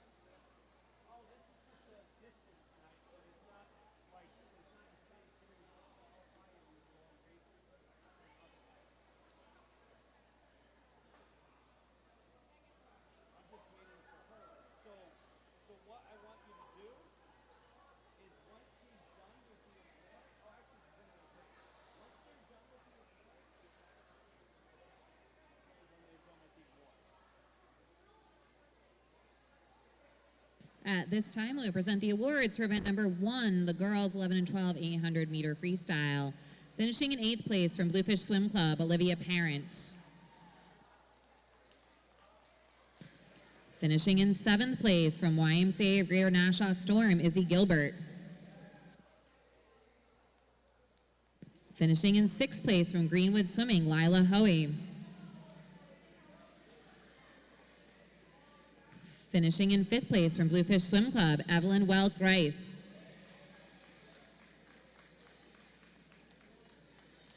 Finishing in 4th place from Crimson Aquatics, Nora Simmons.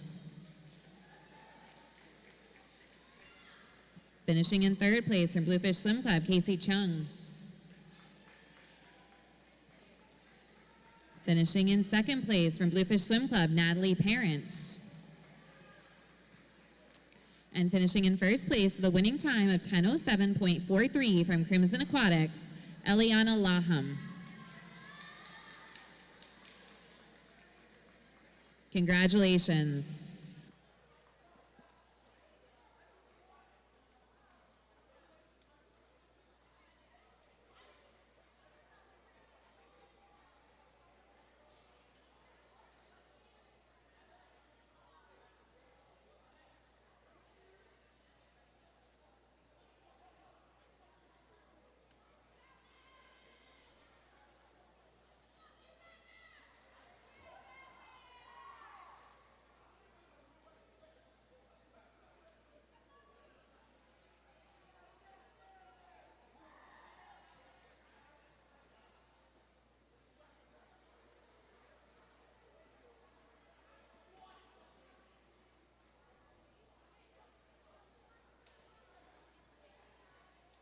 Thank you, swimmers. We're now going to present the awards for the girls 13-14 800 freestyle relay.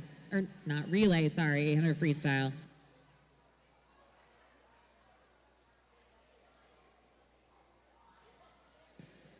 Finishing in 8th place from Crimson Aquatics, Noor Abdalal. Finishing in 7th place from Bluefish Swim Club, Leah Walden.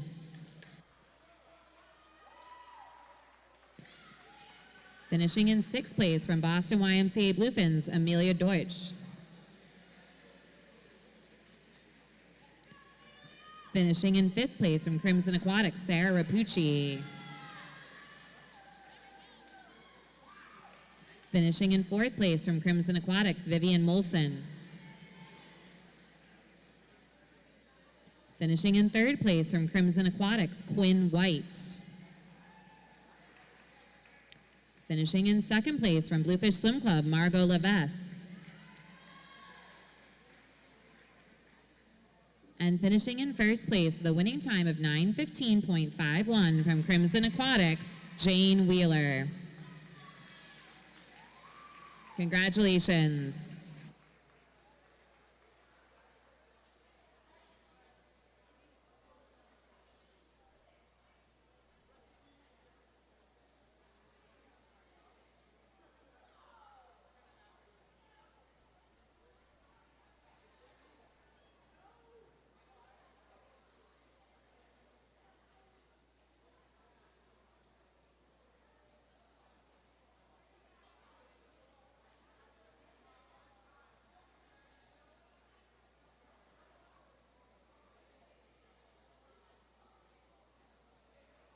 We will now present the awards for event number 2, the boys 11 and 12 800 freestyle.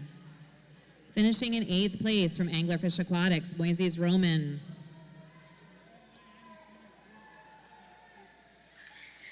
Finishing in 7th place from Bluefish Swim Club, Carter Siddig. Finishing in 6th place from Gator Swim Club, Peter Zhao. Finishing in 5th place from Phoenix Swimming, Dennis Dragomoretsky. Finishing in 4th place from Pioneer Valley Aquatics, Eric Henderson. Finishing in 3rd place from Bluefish Swim Club, Luca Guerra. Finishing in 2nd place from Gator Swim Club, Joey Eady. And finishing in first place with a winning time of 9:22.87 from Anglerfish Aquatics, Jonathan Vale Hoggy.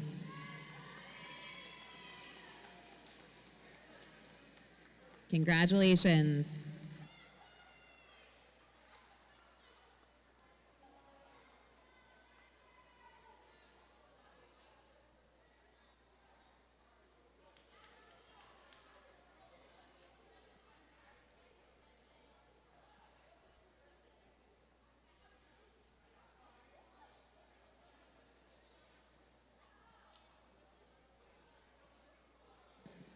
Thank you, boys. We're now presenting the awards for the boys 13-14 800 freestyle.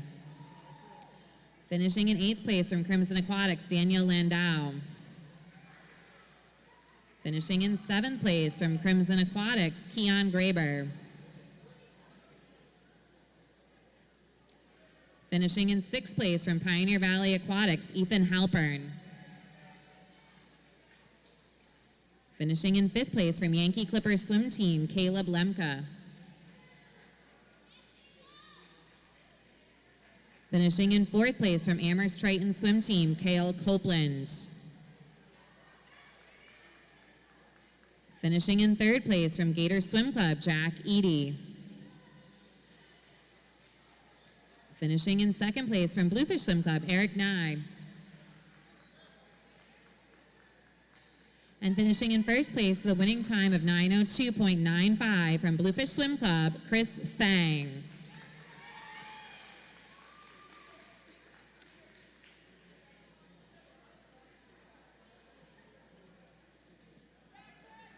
Congratulations.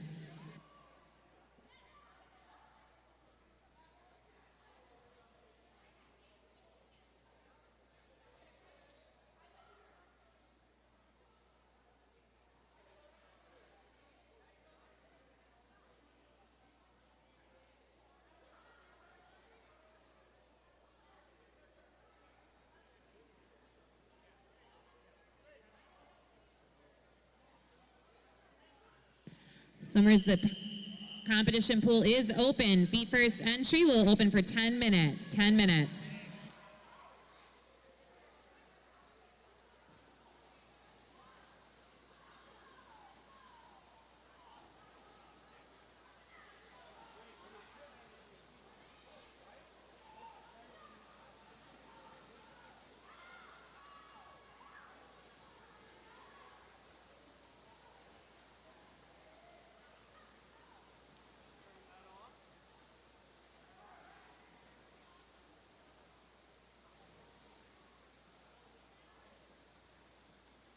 Not again.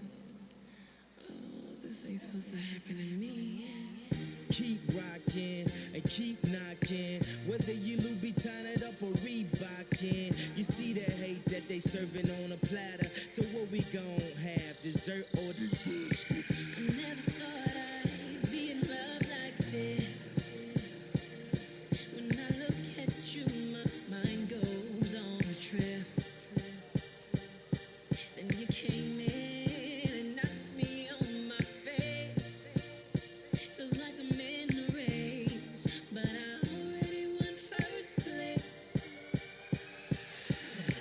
I never thought I'd fall for you as hard as I did. You got me thinking about our life, our house and kids. Yeah, every morning I look at you and We will need our timers for the relays to start to head down to the pool deck. We need 2 timers from Bluefish, 2 from Crimson, 2 from Phoenix, 2 from Charles River, 2 from Boston Y, 2 from Solo, 2 from Upper Valley, and 2 from Rhode Island Aquatic Club. If you are timing for the relays, please start to make your way down to the pool deck. sometimes love comes around and it knocks you down. Just get back up when it knocks you down, knocks you down. I never thought I'd hear myself say, y'all go ahead. I think I'm gonna kick it with my girl today. I used to be commander in chief on my pimp ship flying high.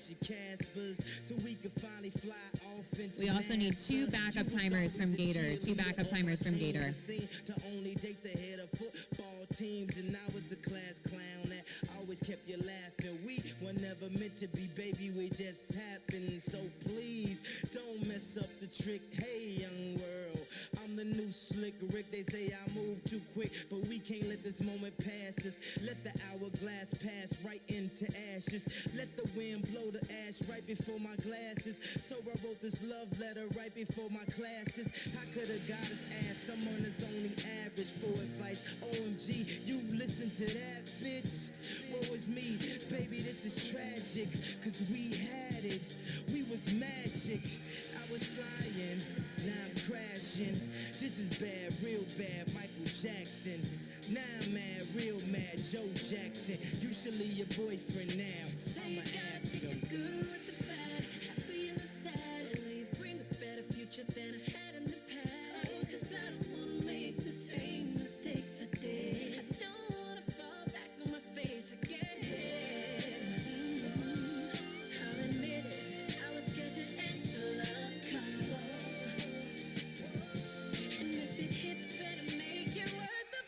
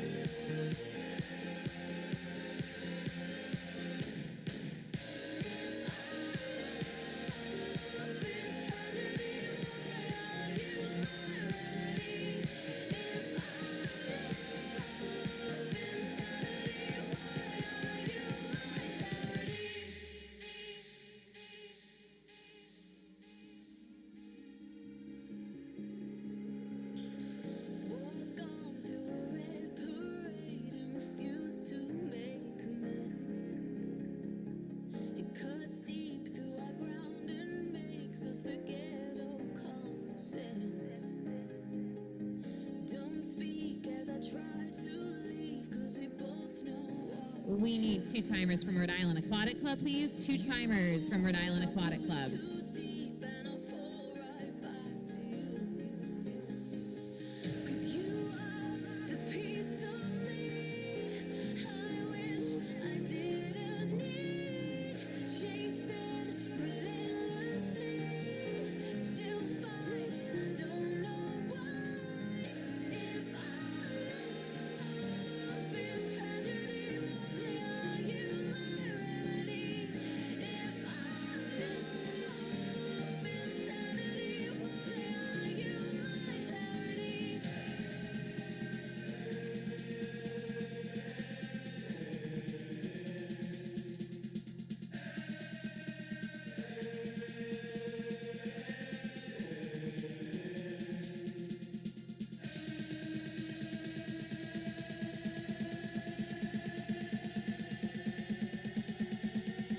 Summers, please clear the competition pool. The competition pool is now closed.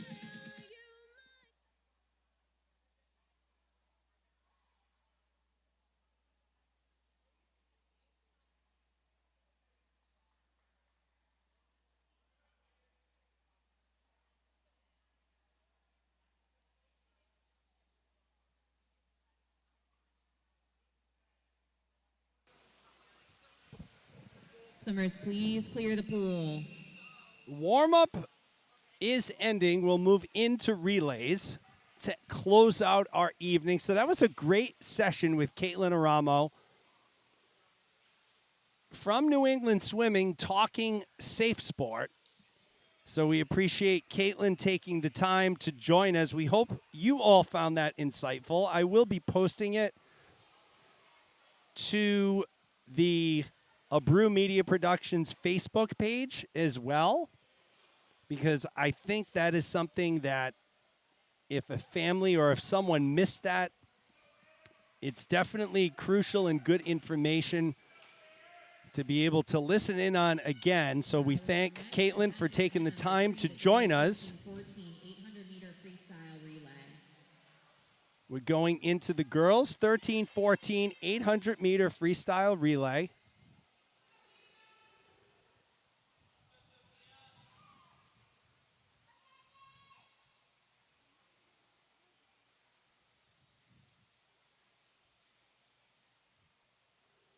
Your lane assignments are on the screen. Heat 1.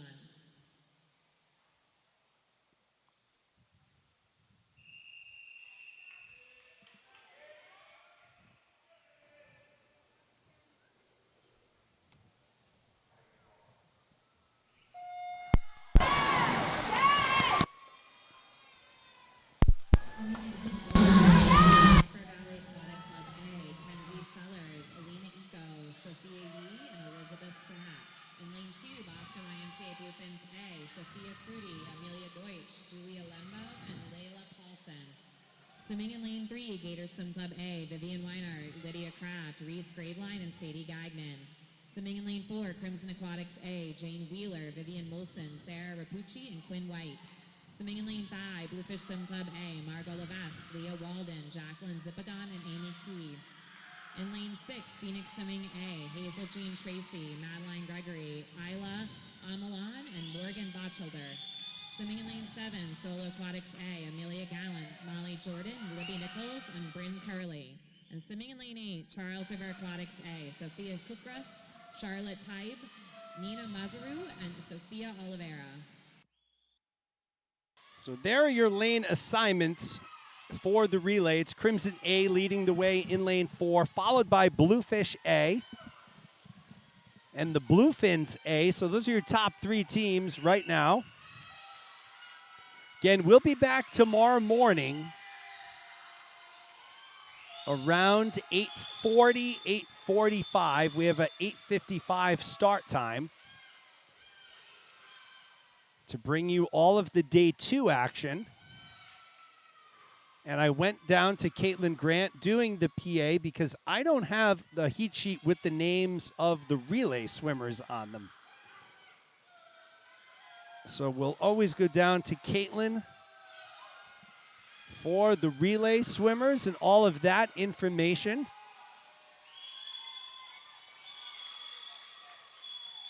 It's Crimson A leading the way. Middle of your pool, going from right to left. White cap, crimson colored CA. They will be the first to get their second swimmer in the pool. Crimson A followed by Bluefish A, Uvok A. So Uvok now moves from fourth up to third.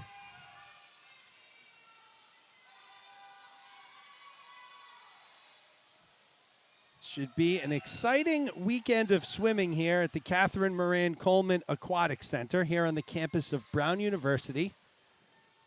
The 2022 New England 11 to 14 age group championships.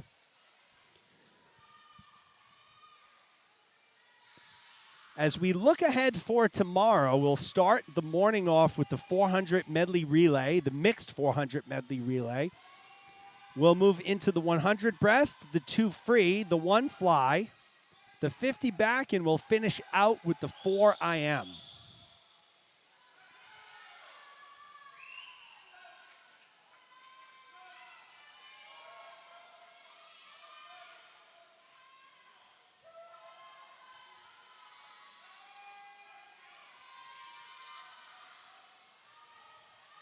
So thanks for that information, Robin. Fortunately for me, that is not my music. That's the music that gets played over out here at Brown.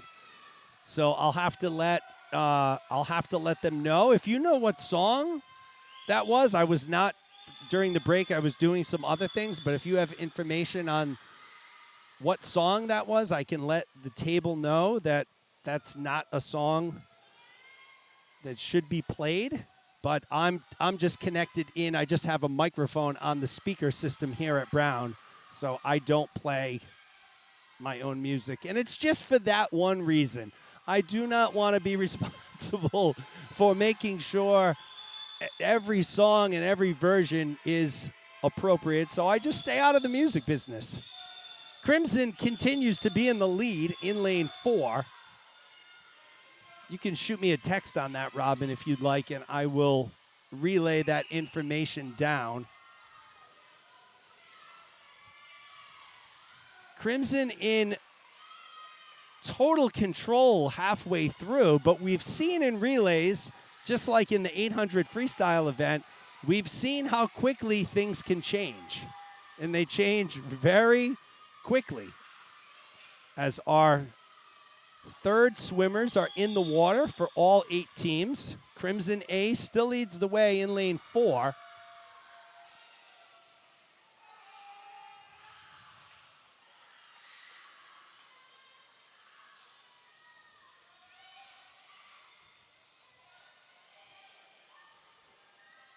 Oh, Robin. Oh. Good joke there, Robin. So for those of you who are wondering who this mythical Robin is that I'm talking to, Sadie Gagnon's mom jumps into the live chat and says X-rated song, which of course threw me into a panic and caused that whole conversation you just heard. And then she just wrote, I'm kidding. Robin, always the trickster. But I'll give her a shout out because she is a fantastic nurse practitioner over at Sturdy Memorial Hospital, one of our frontline healthcare workers. And she typically works like 250 hours in a given week.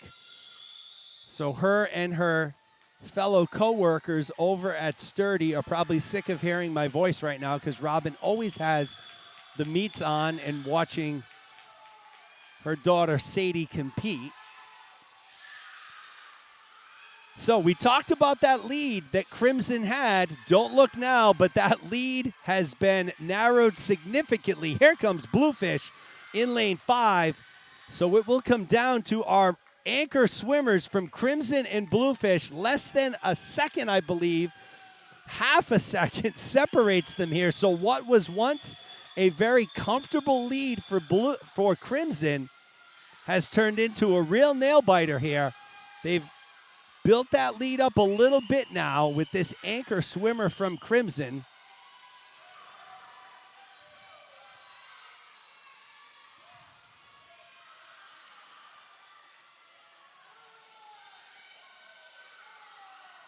Crimson will make the turn with a 3.5-second lead. So after a brief scare, it looks like Crimson has things back under control, and it will be Crimson A taking our first heat of the relays.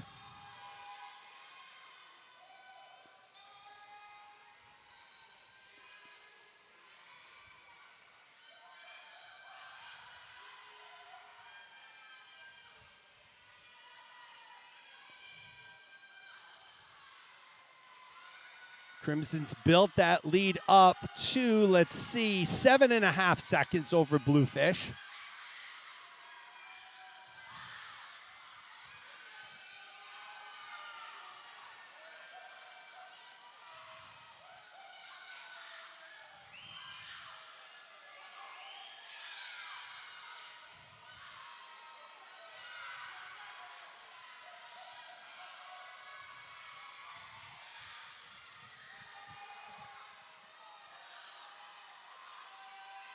Crimson seemingly has this relay in hand.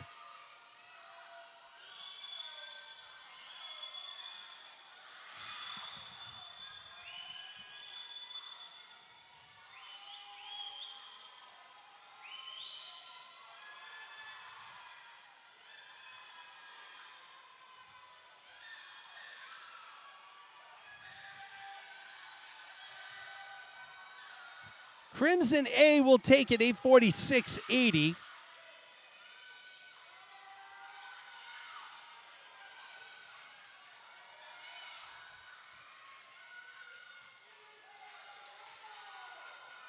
Second place will go to Bluefish A, 9:01.21.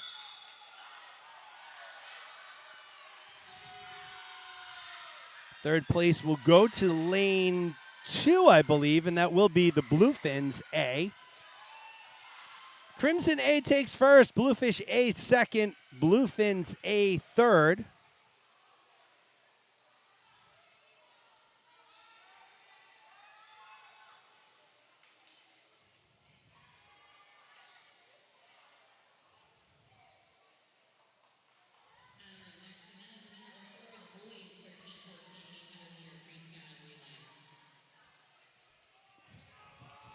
We'll jump into the boys relay. Lane 8 will be open.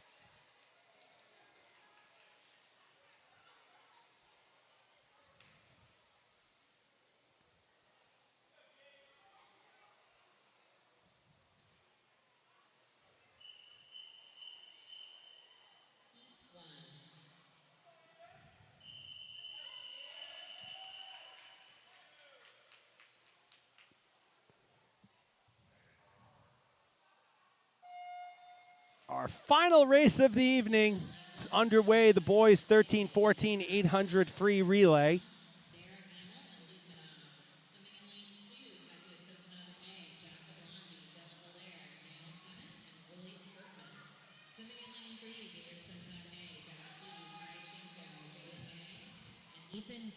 Chian Sakuda. In lane 4, Bluefish Swim Club A, Aiden St. Hilaire, Eric Nye, Chris Sang, and Ben Laterrell. Swimming in lane 5, Crimson Aquatics A, Daniel Landau, Elijah Ginsberg, Keon Graber, and Folden Brown. Swimming in lane 6, Charles River Aquatics A, Alden Carter, Samuel Lawrence, Arun Kang, and David Sapoznikov. And in lane 7, Boston YMCA Bluefins A, James Cook, Alex Barone, Cole Falk, and Aiden Herlihy. Those are your swimmers in the boys 13-14 800 free relay. Gator A with the early lead, followed by Crimson A 9/100ths behind. Bluefish A 9/10ths behind. They're located in lanes 3, 4, and 5 very early on here in this 800 free relay. Each of the 4 swimmers will swim a 200 freestyle.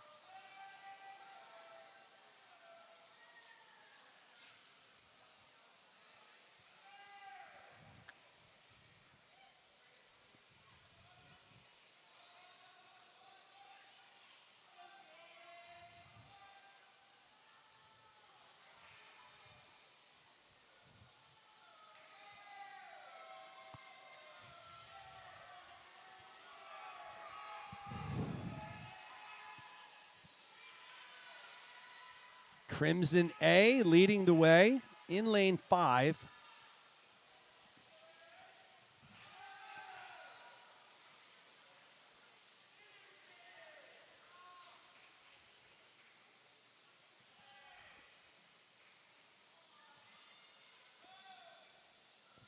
Gator A in second, 2 seconds behind. Bluefish A in third, a little over 4 seconds behind. All of our second leg swimmers are in the water.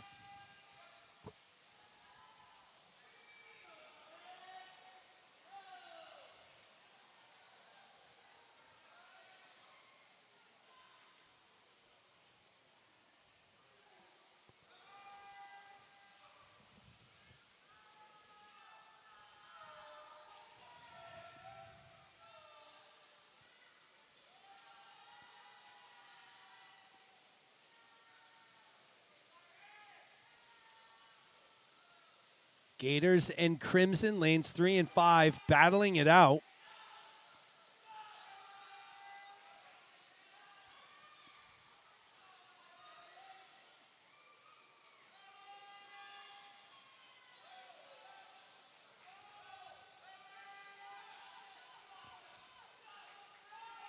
Gator now moving back into the lead. Crimson drops down into second. Bluefish A in third.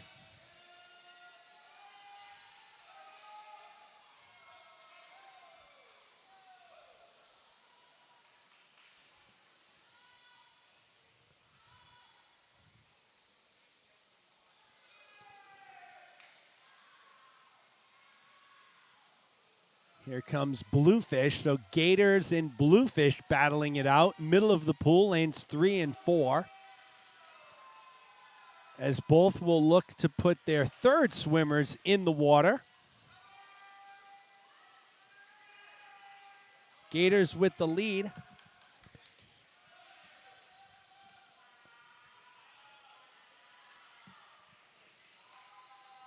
Gators will maintain that lead 0.7 of a second over Bluefish A. Crimson A 5.5 seconds behind. Charles River Aquatics in fourth right now. All of our third leg swimmers are now in the water.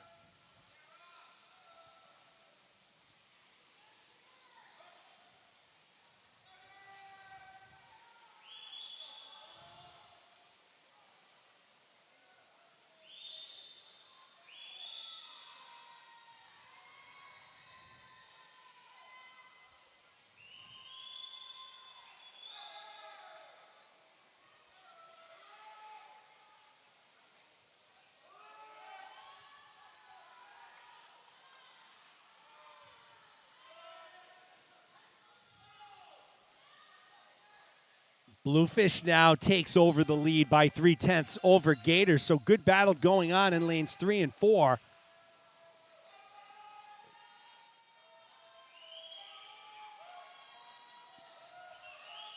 Gators and Bluefish going back and forth. It's Bluefish in the lead right now in lane 4.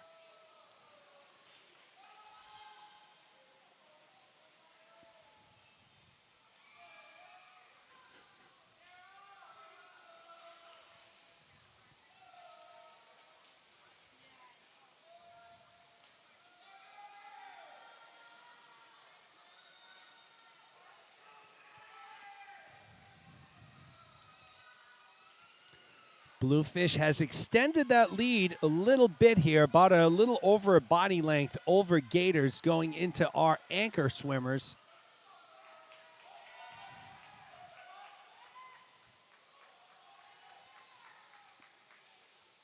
Bluefish will have about a 3-second lead, maybe a little over 3 seconds actually. It's 3.5 seconds going into the final 200. Charles River Aquatics in lane 6. They're running in fourth right now.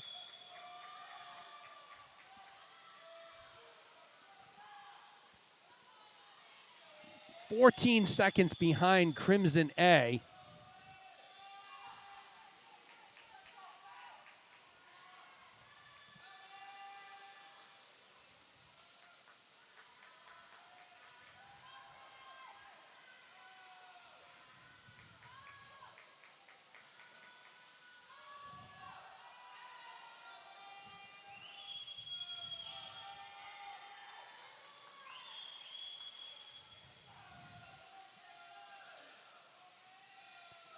.100 meters to go for Bluefish, and they have pulled ahead. Crimson is now moved into second over Gators by 0.2 of a second.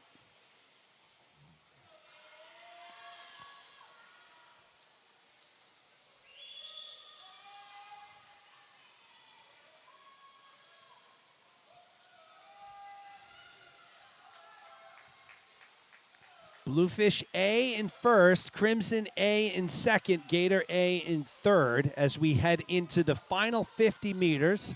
It's been a good opening night.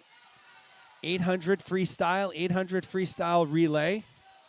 Preparing us for tomorrow morning. We'll be back at 8:45. Once again, this live stream has been sponsored by Reed Jeffrey. For those of you unaware, Reed Jeffrey has been involved in New England swimming her whole life. Swam collegiately at the University of Southern California and is a United States swimming gold medal winner in the 2004 Olympics. Bluefish A finishes up 8:34.96. Crimson A will take second, 8:40.36, and that will mean Gators A will take third at 8:42.93. That will put almost a wrap once the final teams finish up here on our evening. Again, we appreciate you taking the time to join us. Since this live stream is free, get this out to as many people as you can. AbrewMediaProductions.com will have all the action for you, all 7 sessions, now 6 after tonight. Each of the next 3 days will be live with prelims in the morning, finals in the evening. Crimson Charles River A finishes 4th, Bluefins 5th, tied with Executive. And oh, we're going to do awards, folks, so we'll be right back for that. To come to the awards podium, please.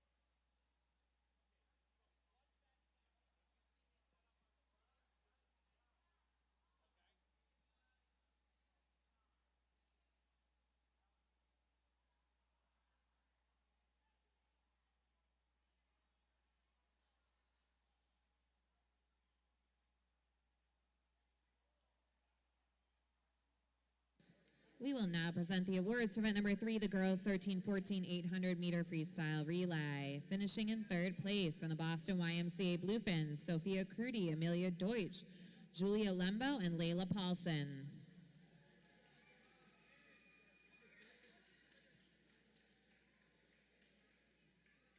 Finishing in 2nd place from Bluefish Swim Club, Margot Levesque, Leah Walden, Jacqueline Zippagon, and Amy Chi.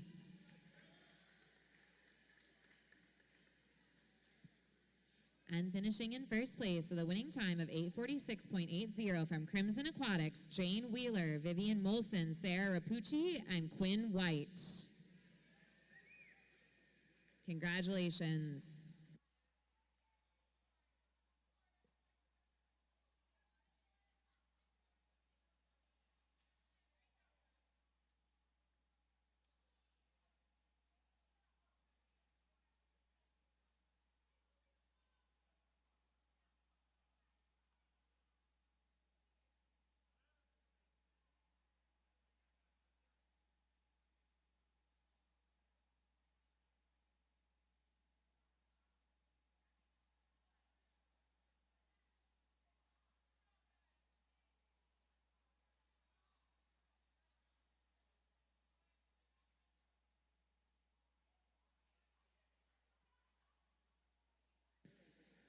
And now we will present the awards for event number 4, the boys 13-14 800-meter freestyle relay.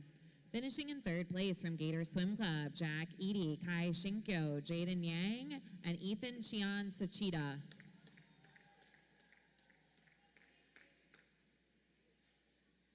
Finishing in second place from Crimson Aquatics, Daniel Landau, Elijah Ginsberg, Keon Graber, and Holden Brown.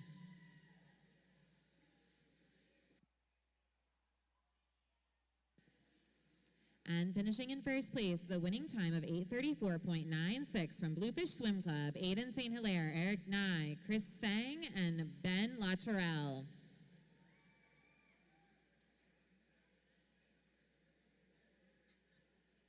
Congratulations.